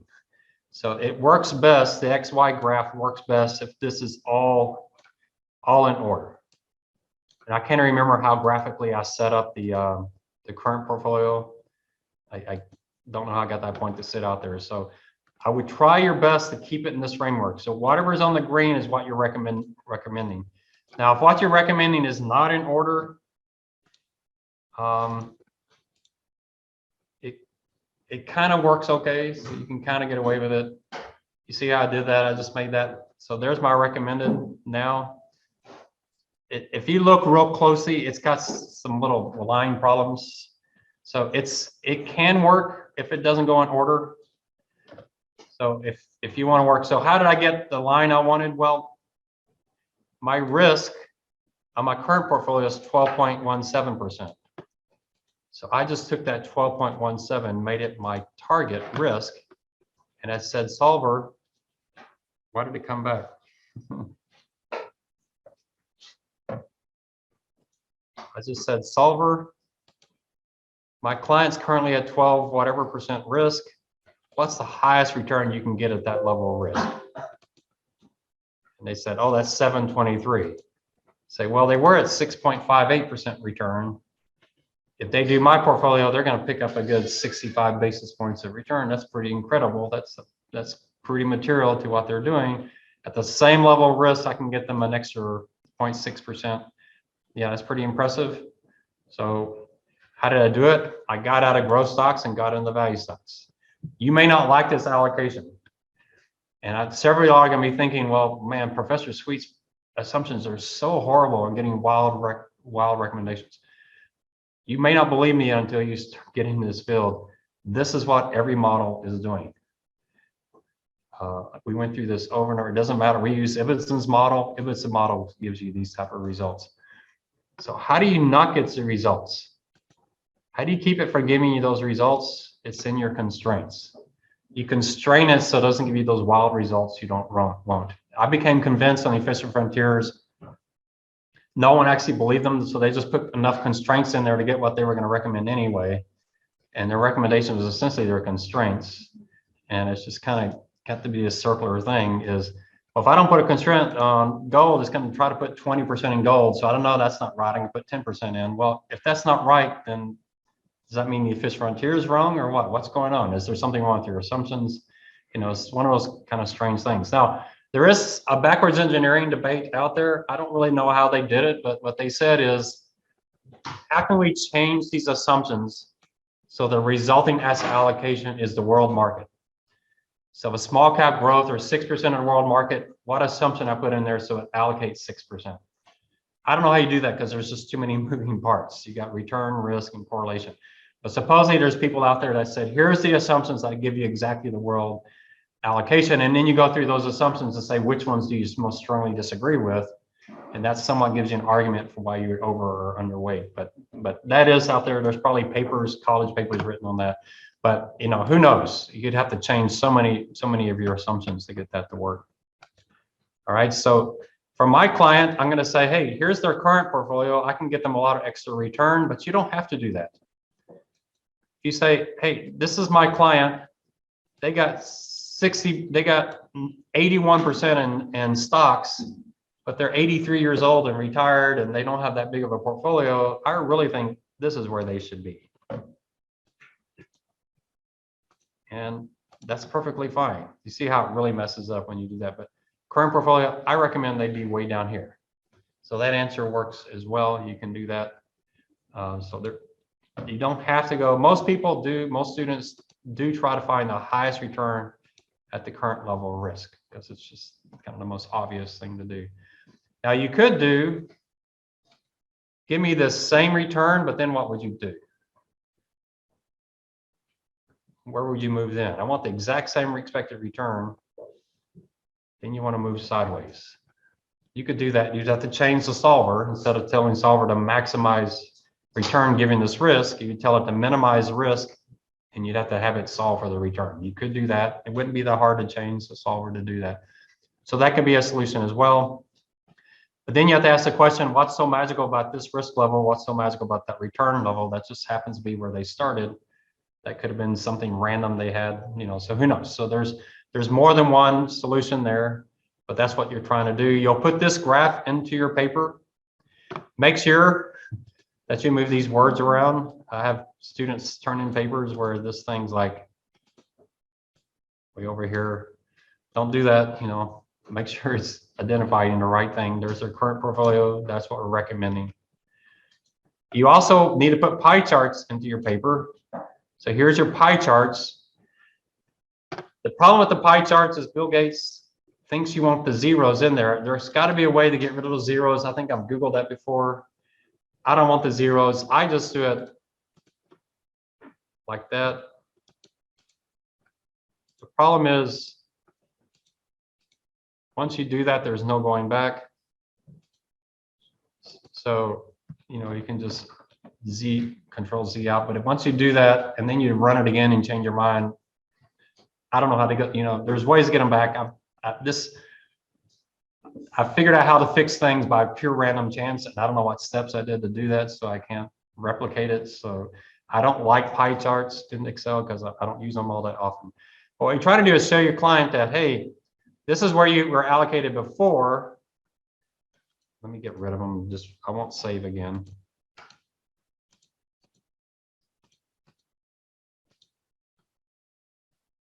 And I don't know why it's not showing me the percent here. So for some reason, yeah, Bill Gates is just really irritating me here. But anyway, he had a lot in large cap growth, some high yield bonds, and then some investment grade bonds. I'm recommending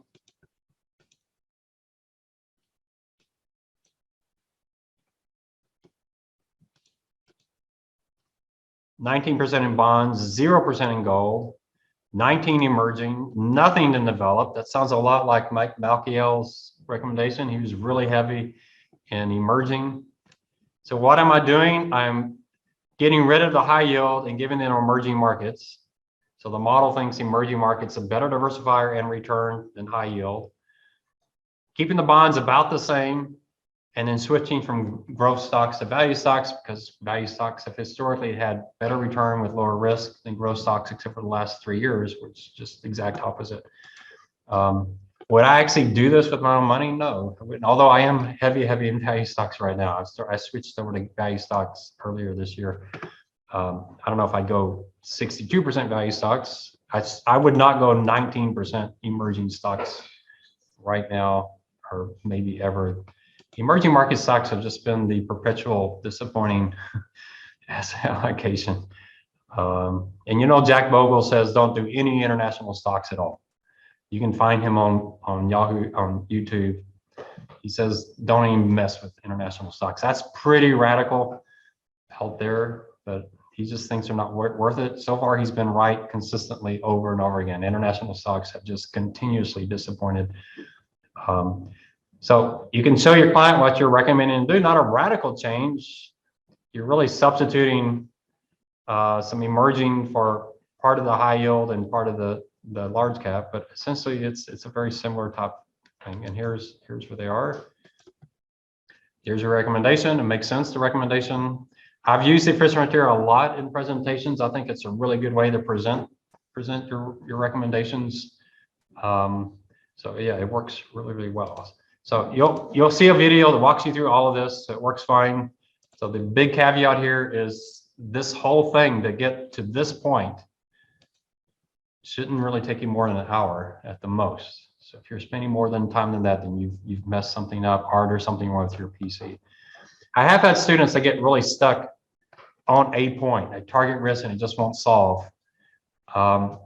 So if you're trying to find a 10% risk, I can't get, you know, Bill Gates, when I want him not to function, he's functioned, so I can't show you an example of that. Try to find a risk point that's close to that by just changing these numbers, If that doesn't work, another approach you can use, there's 9 asset classes. If you just put that in, a lot of times an equal weight is a good starting point, and that will give Excel something to start with. You really just, when it can't find something, it's kind of like, I'm not an expert in this, but it's doing this calculus where it's kind of moving left and right and trying to find something. You just happen to put them in a spot where they're completely lost. And you just got to move them to another spot, and they say, oh, now I see where I am. So I don't know. I know that's any computer experts out there like that was the stupidest explanation, but that's the best I can do. So I don't know really what they're doing. To me, it's pretty amazing. These optimization things are pretty amazing to me. I don't know exactly how they're doing that. All right. Then you come to historical VaR. So historical VaR, you've got to pick a risk tolerance. So what risk tolerance do you use? So let's take a risk tolerance of 0.002, 0.01, and 0.05. Which one of those is the 20-year-old? Which one of those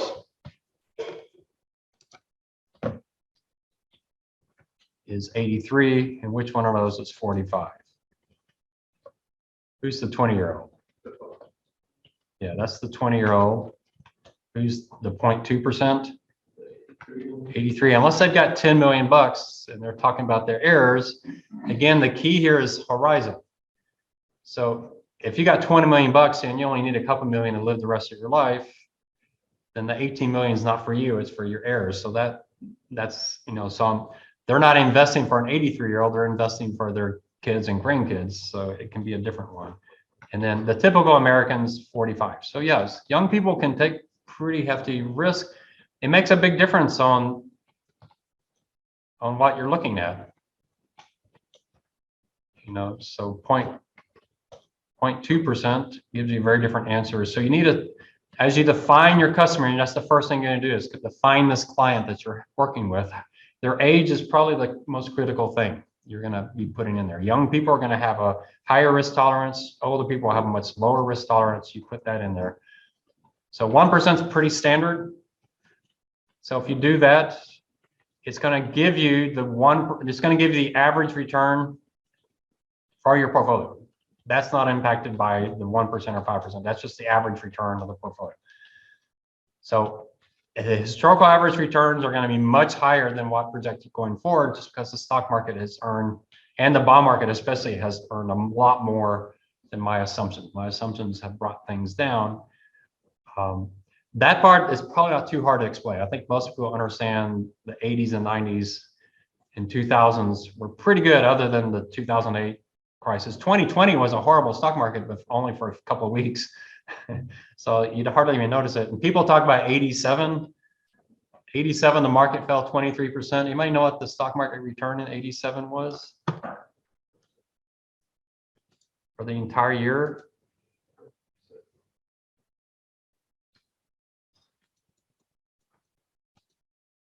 Anybody know? Oh, I don't go back that far. It was a positive return. The stock market was up in 87. Can you believe that? The worst day in the stock market history, fell 20% in a month and still had a positive. I don't remember how much it was, but it was positive. You have to include dividends, I think, to get it positive, but a positive return. So, so even 87, I'm only using annual numbers. When you use annual numbers, there's some really risky years like 2020 and 1987 that don't look all that risky. Now, 2008 looks bad, whether you're using monthly or weekly or annually. It's just a horrible year. So the markets, you know, even some of the bad years don't look all that bad. 2000 looks pretty horrible. 2008 looks pretty horrible. But going forward, I'm assuming much lower. First of all, inflation is much lower. These are nominal returns. So you'd expect with inflation being much lower, you would have lower returns. You assume real returns are about the same, but you add inflation on top of that. If inflation is 4%, you can get a higher return than if it's 2%. Dividend yields are much lower. I also make the argument that the stock market is much less expensive to invest in stocks today than it was in the past. So when you adjust for expenses, you know, that probably adds 1% differentiation there. So there's a lot of things going on. I think going forward, you should expect a lower return, but given inflation's much lower, or I mean, ignore inflation today, but I mean, our general sense of inflation being around 2%. Yeah, 7% return in a 2% inflation environment is not that bad versus a 4% when you're making 10. But here's the real key is the risk. So 1% of the time, and I'm using the percentile function. So 1% of the time, this portfolio lost 25% or more. 1% of the time, your recommended portfolio lost 24%. And the parametric, now this can be confusing because remember my recommendation was a high return at the same level of risk. Let's see if this is how genius this class is. Why are these not the same if I'm using the same risk measure? They're the exact same risk, so why isn't their VaR exactly the same? Think of the VaR formula and it'll come to you very quickly. How do we calculate VaR? Mean minus number of standard deviations times the standard deviation. If the standard deviation is the same and the number of standard deviations are the same, what's the only difference in these two numbers? The return is different, right? So I'll make a fool of myself, but let's see if that's true. It's scary. That's the difference. All right. So these are the exact same risk, but they have different means. So you get slightly different VARs. So the parametric VAR is essentially they're the same, but historically the portfolio I'm recommending is actually slightly lower risk. Not what I recommended, right? The exact opposite. What did I recommend? I have a portfolio with a higher return at the same risk. And instead what I got was a portfolio with a lower return with lower risk. How do you explain that to your customer? What do most financial planners do? They never show history. That's why I tell people, if you read my blog about the industry, this is always a question you ask financial planners. Can you show me that with actual historical numbers? And first of all, they probably can't do that because they don't have that at their fingertips, but ask them to show that to them. They probably don't want to show it to you because then they got to explain something awkward like this. But why is that? Well, what am I doing here? I'm moving them in the emerging markets that have done horribly historically, but I think they're going to do great going forward. How do you explain that to your client? Is that wishful thinking or is that based on something? You saw Milky L, whatever the guy's name was. He was recommending a really significant allocation in the emerging market stocks. The bonds are the same, so I can't argue the bonds here. Bonds would, if the bond allocation were different, that would definitely have an impact because bonds had really high returns going in historically, but going forward they don't. But so that's going to be your biggest explanation. It's going to be going international. You're recommending international when they haven't done well historically, or your bond allocation bonds have done much better historically than going forward. So it is explainable whether or not your client thinks that your expectation of the future is more reliable than history. That's the kind of debate you're gonna have to your client. Most financial planners just don't even attempt that. It's just too awkward to do that. All right, so just a little exposure with historical VaR. Historical VaR is really quite simple. All you do is you line up a bunch of historical numbers and you find the percentile that matches your risk tolerance and you got it. It really is that simple. The only thing I have to worry about is it 1% or 99%? And you can kind of tell when you enter the number, right? Which it is. So which percentile? So is the 1% best or is it 1% worse? I never know. I can never remember. So I try both numbers until I get the number I'm looking for. We know we're looking for a loss. That's why I didn't do the absolute value here, because we know it is absolute value, but I didn't do absolute value here because then I wouldn't be sure which way I was going. All right. So this is usually at most 2 paragraphs in the paper. You're just explaining to your client, hey, I also looked at this historically. You might get, it might be lucky for you that the historical and the parametric give you the same kind of general answer. That does happen sometimes. But if not, then you have to add a few extra words to try to explain why there's a difference there. All right, questions on the efficient return and historical. So I'm in the camp that you should always do a historical analysis anytime we present to clients. And then the style analysis, you're going to pick a mutual fund. So I picked this mutual fund, which means you can't pick this mutual fund. Okay, that's off the table. But let me pick one and then just show you how it's going to work. So I have mutual fund returns right here. I pull them from Bloomberg. Bloomberg has this wonderful function called total return index gross dividends. And so what that means is it's giving you the total return gross, so they're including dividends and they're not taking out expenses. Well, they are taking expenses, but doing gross dividends. Essentially, the gross versus net is a tax thing that you don't have to worry about. So they're giving the true total return, which means they're adjusting for the capital gain distributions correctly, which is what you really, really want. So this is a great function. You should have this, you should write this down because it's a very, very valuable Bloomberg function to have.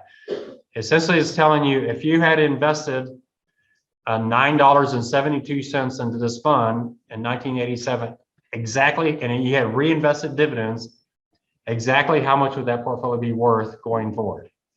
And that's what they're showing you going forward. It's a very, very valuable thing. That would be worth $249 in 2021. So in 87, that's a kind of interesting starting point. That's 2 months after the market crash. You would have had $249. That's a lot of money, isn't it? Invest $10 and now you have $249. Is that much of a return? I don't know. Y'all know how to do the return on that? 249 divided by 972. How many periods is that? It's 403. So 33. So you raise that to the 1 divided by that. I don't know why Bill Gates thought I wanted in 7/12, but that's fine. So there's your return. 10% return. That's pretty good, isn't it? Are you gonna get 10% going forward? Do you think out of a stock fund? This isn't a stock fund, is it? It's a balance fund. Can you get 10% going forward out of a fund that's stocks and bonds? 10%. Wow, that's great. Well, let's see what this fund is. So I really should not do the merge cells because boy, is it irritating, isn't it? Every time you go down. So I shouldn't have done that. But all you got to do is once you pick a fund, you can pick any of these funds. You just copy and you go over to the style analysis and you just paste their funds in there. You got to be careful. You might need the years as well. So you got to make sure if you don't start with the right month, then you need to change that month. But otherwise, I put it in there. And then we're going to run Solver. So let's look at what Solver is doing here. Solver is maximizing the R squared by changing the allocation, making sure the allocation adds up to 100%. What we're asking Solver is what allocation best explains the risk of this mutual fund. And I'll run Solver. He's trying. He found the solution. I can explain 92% of the volatility of this mutual fund with this allocation. So what allocation is this? It's 18% growth, 30% value. That's pretty interesting in and of itself. This is a mutual fund that's probably underperformed the last 3 years if it's that heavily allocated to value. It's got some emerging markets in there, but not much developed. You know, it's more heavily, it's got some small cap value. Not much though. There's not much small cap in this fund. That's kind of interesting. It's got some gold exposure. Who knows where that came from? So essentially, this is a 65% stock, 34%, 35% bond fund, but a really heavy allocation to high yield. Pretty wild allocation. What if they tell you this is a 60-40 stock portfolio? Well, it's more like 65%. What if they tell you, you know, it's got a good balance, well-diversified U.S. stocks? Well, no, you only have 4% in small cap. What if they tell you they have no international exposure? Yeah, you do. You got a good 8% international. So you can see the style analysis tells you a lot about this fund.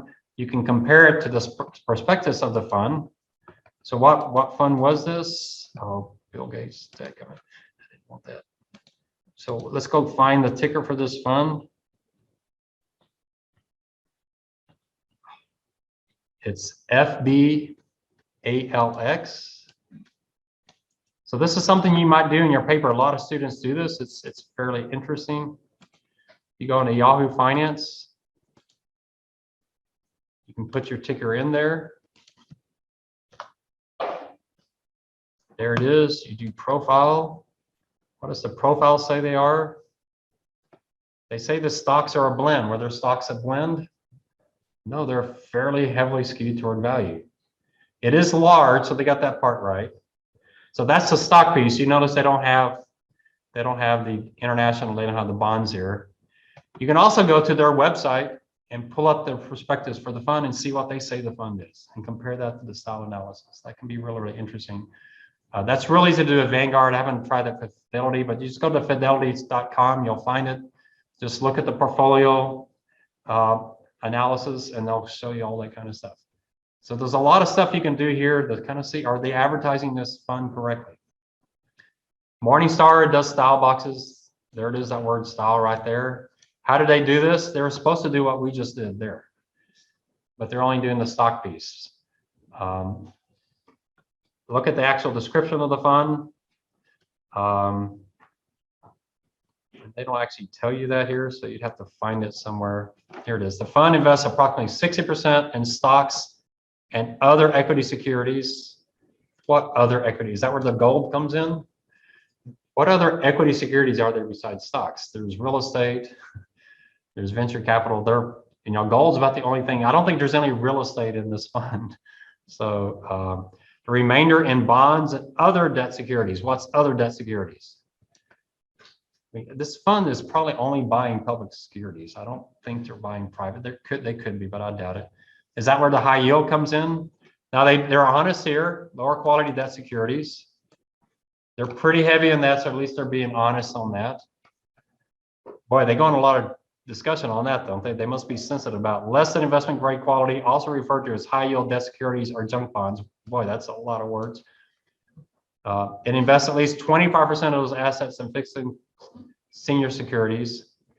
So at least 25% of its total assets, at least 25%. Where are they today?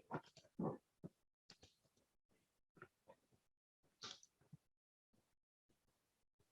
they at least 25%? They're 34, so they're safe there. So it looks like it fairly well does it, but the Morningstar box saying that they're balanced, I think they're a little more skewed toward value. I don't know why a fund would have such a low allocation to small cap. It'd be interesting to see historically if that actually would explain them, if that shifts over time. I gave you a chart. Here's the Fidelity Fund. It's actually done fairly well versus the indexes. So it's actually performed fairly well. So those are the two charts. That's where you're going to talk there. This part of the paper usually only takes, well, 1 or 2 paragraphs for those who didn't bother to go out and do much more research. You can add a whole lot more here if you want to go actually look at the fund on their website, see what they're saying about it, see how consistent it is what you find. That's I mean, think about the value. I mean, think about if your uncle comes to you for this and you tell them all that, he's going to be really impressed. I think that's pretty good analysis for an undergraduate student. I would guess probably 99% of undergraduate students would not know how to do that. So you're picking up a pretty good skill. Whatever you put here is going to be what's going to come up on the graph. So make sure you have that.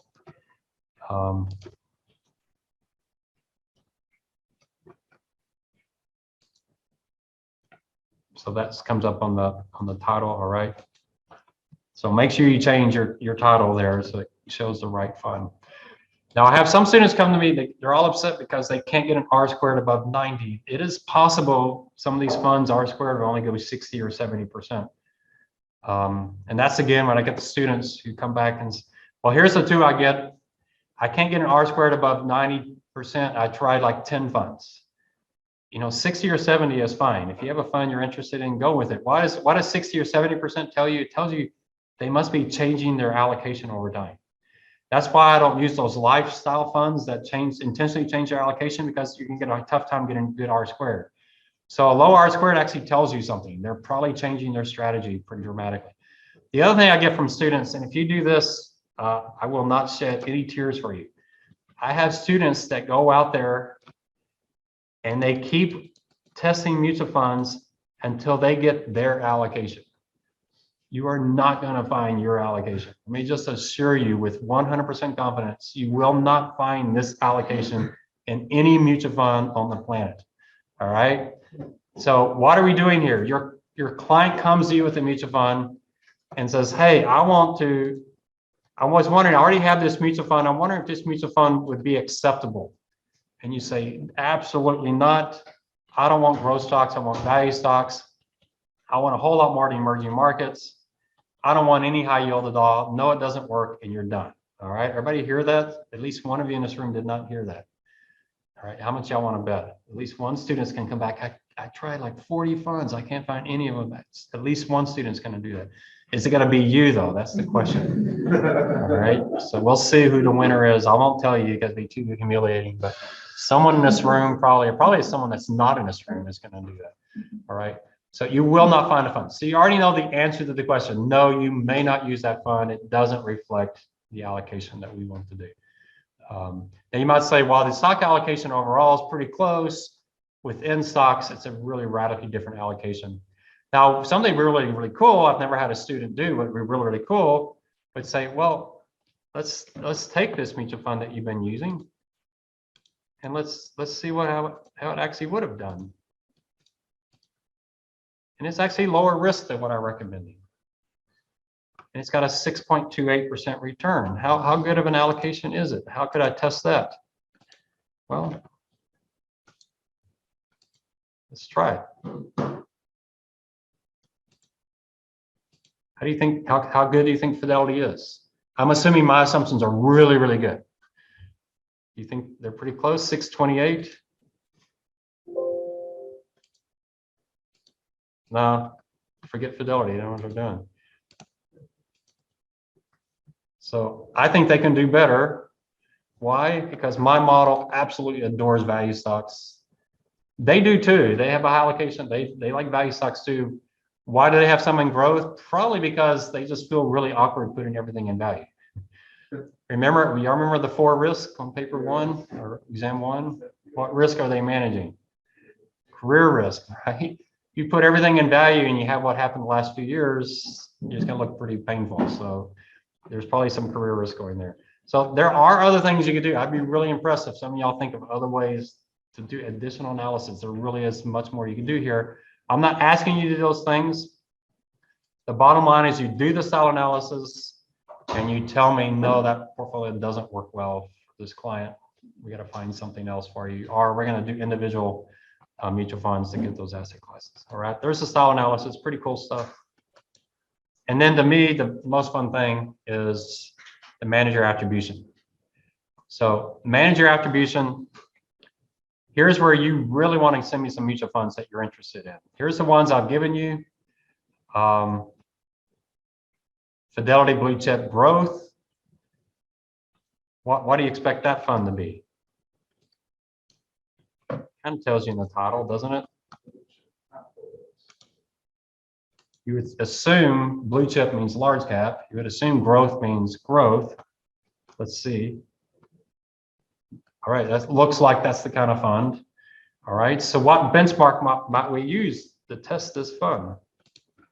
Maybe a large cap growth benchmark. We'll see. I'm going to show you. You can see, especially in the video, Fidelity stock sell all cap. I don't know what SEL means. All cap. All cap means what? Large cap and small cap are probably only US stocks. JP Morgan, large cap value. Any guesses what that one is? Pretty obvious. But what if you did a style analysis? You're not going to do style analysis. What if you did a style analysis that was 50% value and growth? What if they, the last few years, said, hey, we're giving up on value, we're going to start sticking some money in growth? That would be interesting, but their title tells you that their value. Fidelity Value Fund, T. Rowe Price, all cap, opportunity investments. They love the word opportunity in their I don't know what it means, but they love that. Hero price, equity, income. What kind of, is that? I don't know, is equity, income, is that more value-y, more growthy? Who knows? We tend to think of value funds as more higher dividend yields. There's an international stock. We don't know if it's developing, emerging. It's definitely not emerging. If it was emerging, they would have to say emerging. Now, what if it's a global? What would global mean? Did we talk about that before? A global stock fund is always what? Has include US stocks, all right? Global is US and non-US. International cannot include US. International can include emerging, but if you're 100% emerging, you have to say you're emerging. You can't be 100% emerging and call it international. Okay, so international can be 80% developed, 20% emerging. It's going to be overwhelmingly developed, unless you're Melchiel or somebody, but you know, it's going to be overwhelmingly developed. Who knows what this one is? T. Rowe Price New Era Fund. Sounds growthy to me, but who knows what it is? You can look it up and see. I'm going to say how you can test it though. So, you got good old Morningstar. A good chance many of you are going to be using Morningstar. Well, boy, was I surprised. Well, why would a new era fund be a value fund? Value funds, that's old economy. That's the companies that are going out of business. It's the Fords and all that kind of thing. Is Ford a new era stock? It sounds like it. And, so anyway, it's kind of strange. You look at the description, the fund will normally invest a minimum of 2/3 of assets in common stocks and natural resources. What in the world does new era have to do with any of that? The mining companies that just specialize for like electric vehicles. Yeah, Well, like but- mining like lithium and stuff like that. Natural resource companies? Right. Maybe, but would those be value companies or growth companies? I don't know. So who knows what the title is telling you on these funds? I feel like they have like some random like generator. And then they say New Horizons. The New Horizons, they're probably investing in who knows what, in gas cars. Small cap stock, Dodge and Cox, their stock fund. I think it's all US. I think it's mainly large cap, but you'd have to look it up. So I've given you ones I thought were interesting ones you hear a lot, but if you have another one you want, the big key here is the time. I really want a fund that goes back to 87. You don't have to. Try to get at least 15 years. If you have less than 15 years, it's not quite as exciting with the data. We are using monthly data, so we have quite a few data points. My indices go back to 87, so if you can go back to 87, that's good. An advantage of a lot of these mutual fund websites is if you pull up all the mutual funds, they'll usually show the initiation date for the funds, so then you can kind of look down there. If you see a fund that started in 2018, it's just not going to work for this analysis. So that can be a good way. But again, do some real life stuff. I mean, think about an interview. I took this class, we did manager attribution. One of my relatives had this Dodge and Cox fund, so I did a manager attribution. Interviewers love real life stuff. You did something in class, and you actually went out and did something with it. They love that. They get pretty excited. They usually hire you on the spot if you do that. All right. The green ones are the funds I used. So guess what about the green ones? You're not going to come to me with one of the green funds. All right. So I did Contra Fund. I am going to update this. I might do it on the way home tonight. Not on the way home, but before I leave home tonight. So manager attribution, again, you put that total return thing in there. It gives you the total return. And then what you're going to do is you're going to bring over an index. So I looked at the Contra Fund on Morningstar.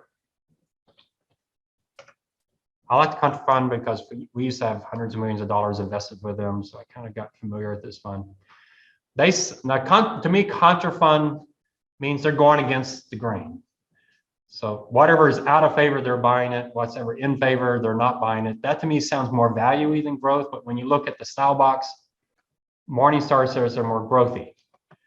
Well, I want to know that. So I could do a style analysis that could work. You actually could take these numbers and go over to the style analysis and actually plug them in there.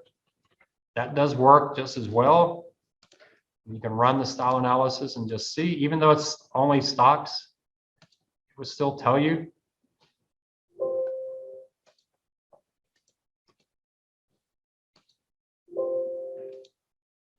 So you see there, boy, where's my allocation here?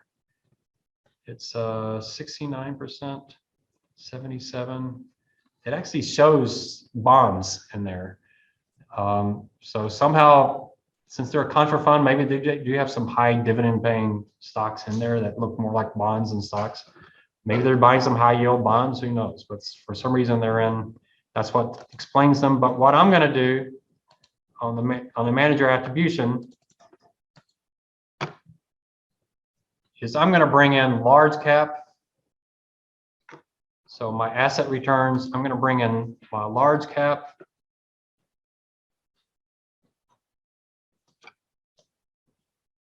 I'm gonna bring in large cap growth.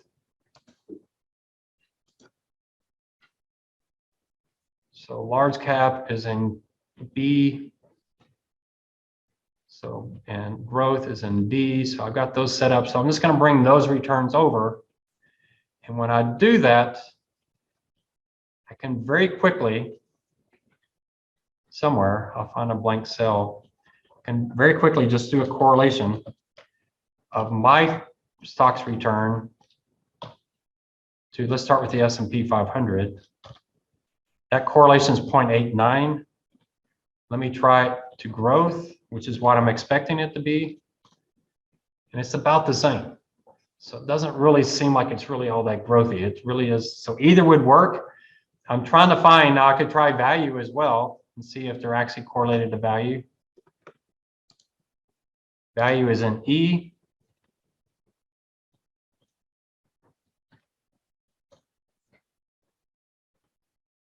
So then my correlation is 0.81. So it's definitely not pure value, right? So you can play around with this just to see, or you can use the style analysis to see it.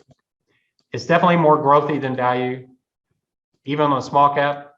Small cap's more growthy, so it's definitely more growthy than value. It doesn't have any small cap value. So what I'm trying to do is find the best fit for this fund, and then I'm going to do some analysis of the fund.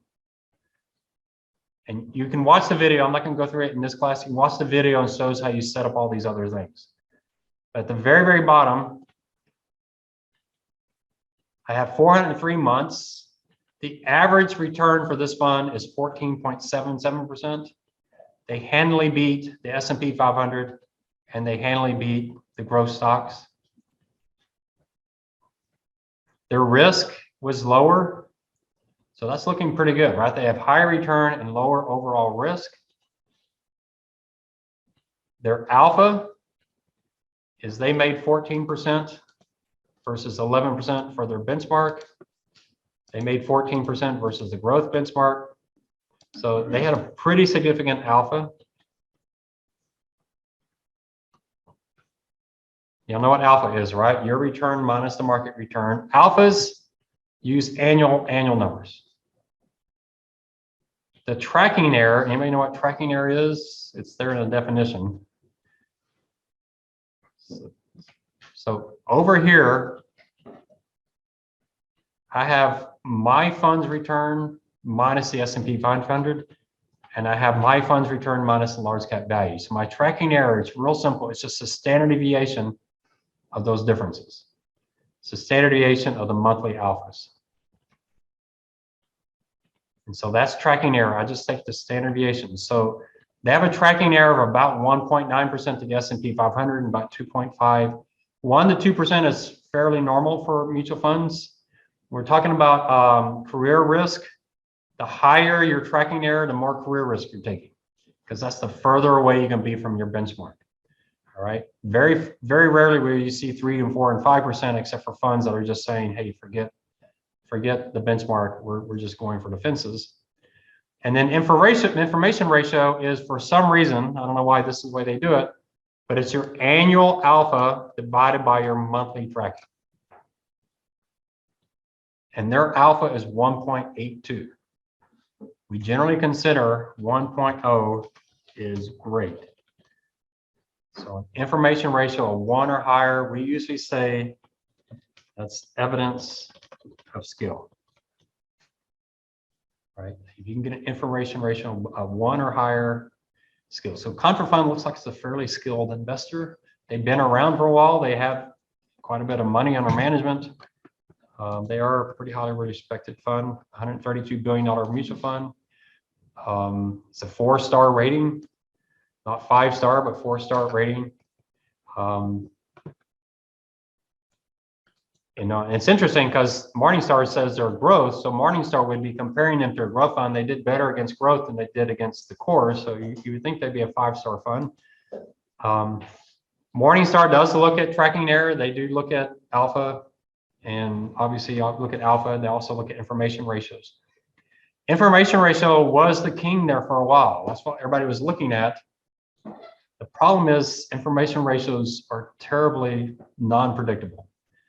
Funds with great historical information ratios do not do better going forward than funds with terrible information ratios. Isn't that disappointing? Wouldn't you love to have one stat that you can just say, hey, here it is, that's what we're going for. So what else can you do? And that's the other part of this. I think I got the batting average here on the side, so let me show you. No, I don't have the batting average in here.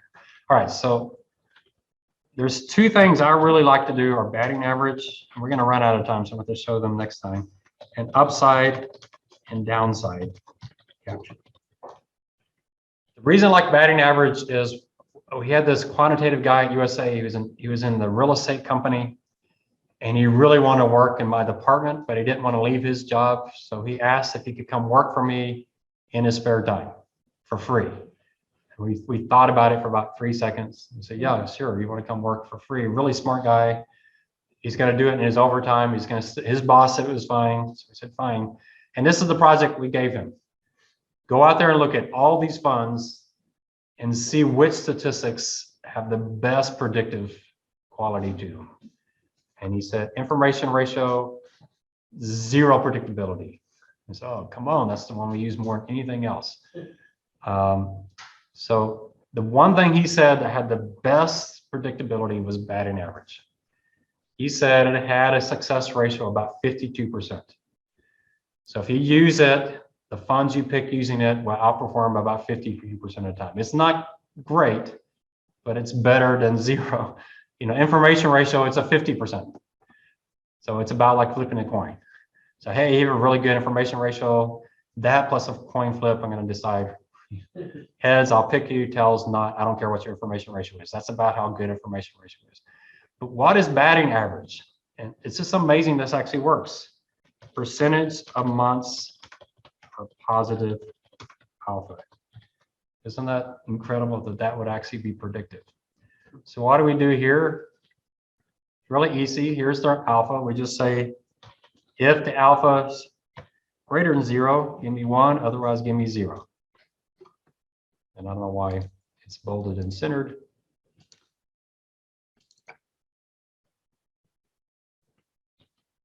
We just sum those. We take that and divide it by the number of months. And their batting average is 58%. If you're doing Major League Baseball, would that be a good batting average? Be pretty decent, wouldn't it? How many Major League Baseball bat 58%? This is actually a pretty decent number. You'll actually see firms, mutual funds with strong alpha, good information ratios, and their batting average is below 50%. So this fund's looking pretty good. If your uncle came to you with the contra fund, hey, yeah, they actually have a fairly decent performance. The upside downside, I love this. It doesn't have predictability to it, but it tells me a tremendous amount. But boy, is it hard to set up, and I don't know if I have time to set it up. But this is what it's this is what it's telling you is when the market is positive, what is my return? When the market is negative, what is my return? All right, so it says if, boy, why do I have a bunch of bold? So if the stock market is greater than 0, give me my return. Oh, come on, Bill Gates. You can't figure that out. if the market return is greater than 0, to give me my return, otherwise give me nothing. All right, that's the upside. Downside, if the market is what? Less than 0, then give me my return. Otherwise, give me nothing. All right, we put those in there.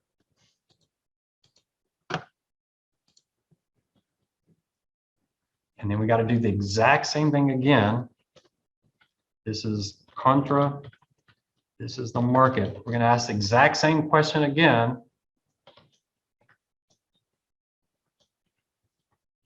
So for this time, we're going to say, if the market's greater than 0, give me the market. Here, if the market is less than 0, give me what?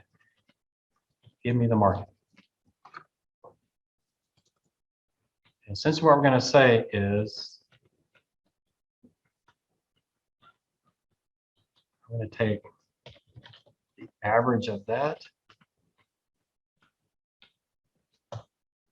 average of that, average of that. Well, I did something wrong. Oh no, that's down. I'm just right. Give me C, give me C. I don't know. I'm worried because it looks like it's the exact same number. Is that just pure coincidence? It might be. We've got enough decimal places. It's not the same number, boy. It sure does look. All right, so their upside capture. Their upside capture. So you take their average return in up markets divided by the average return of the up markets. So how much of the upside they capture? They get 100% of it. They're essentially, when the market's up, they essentially match the market.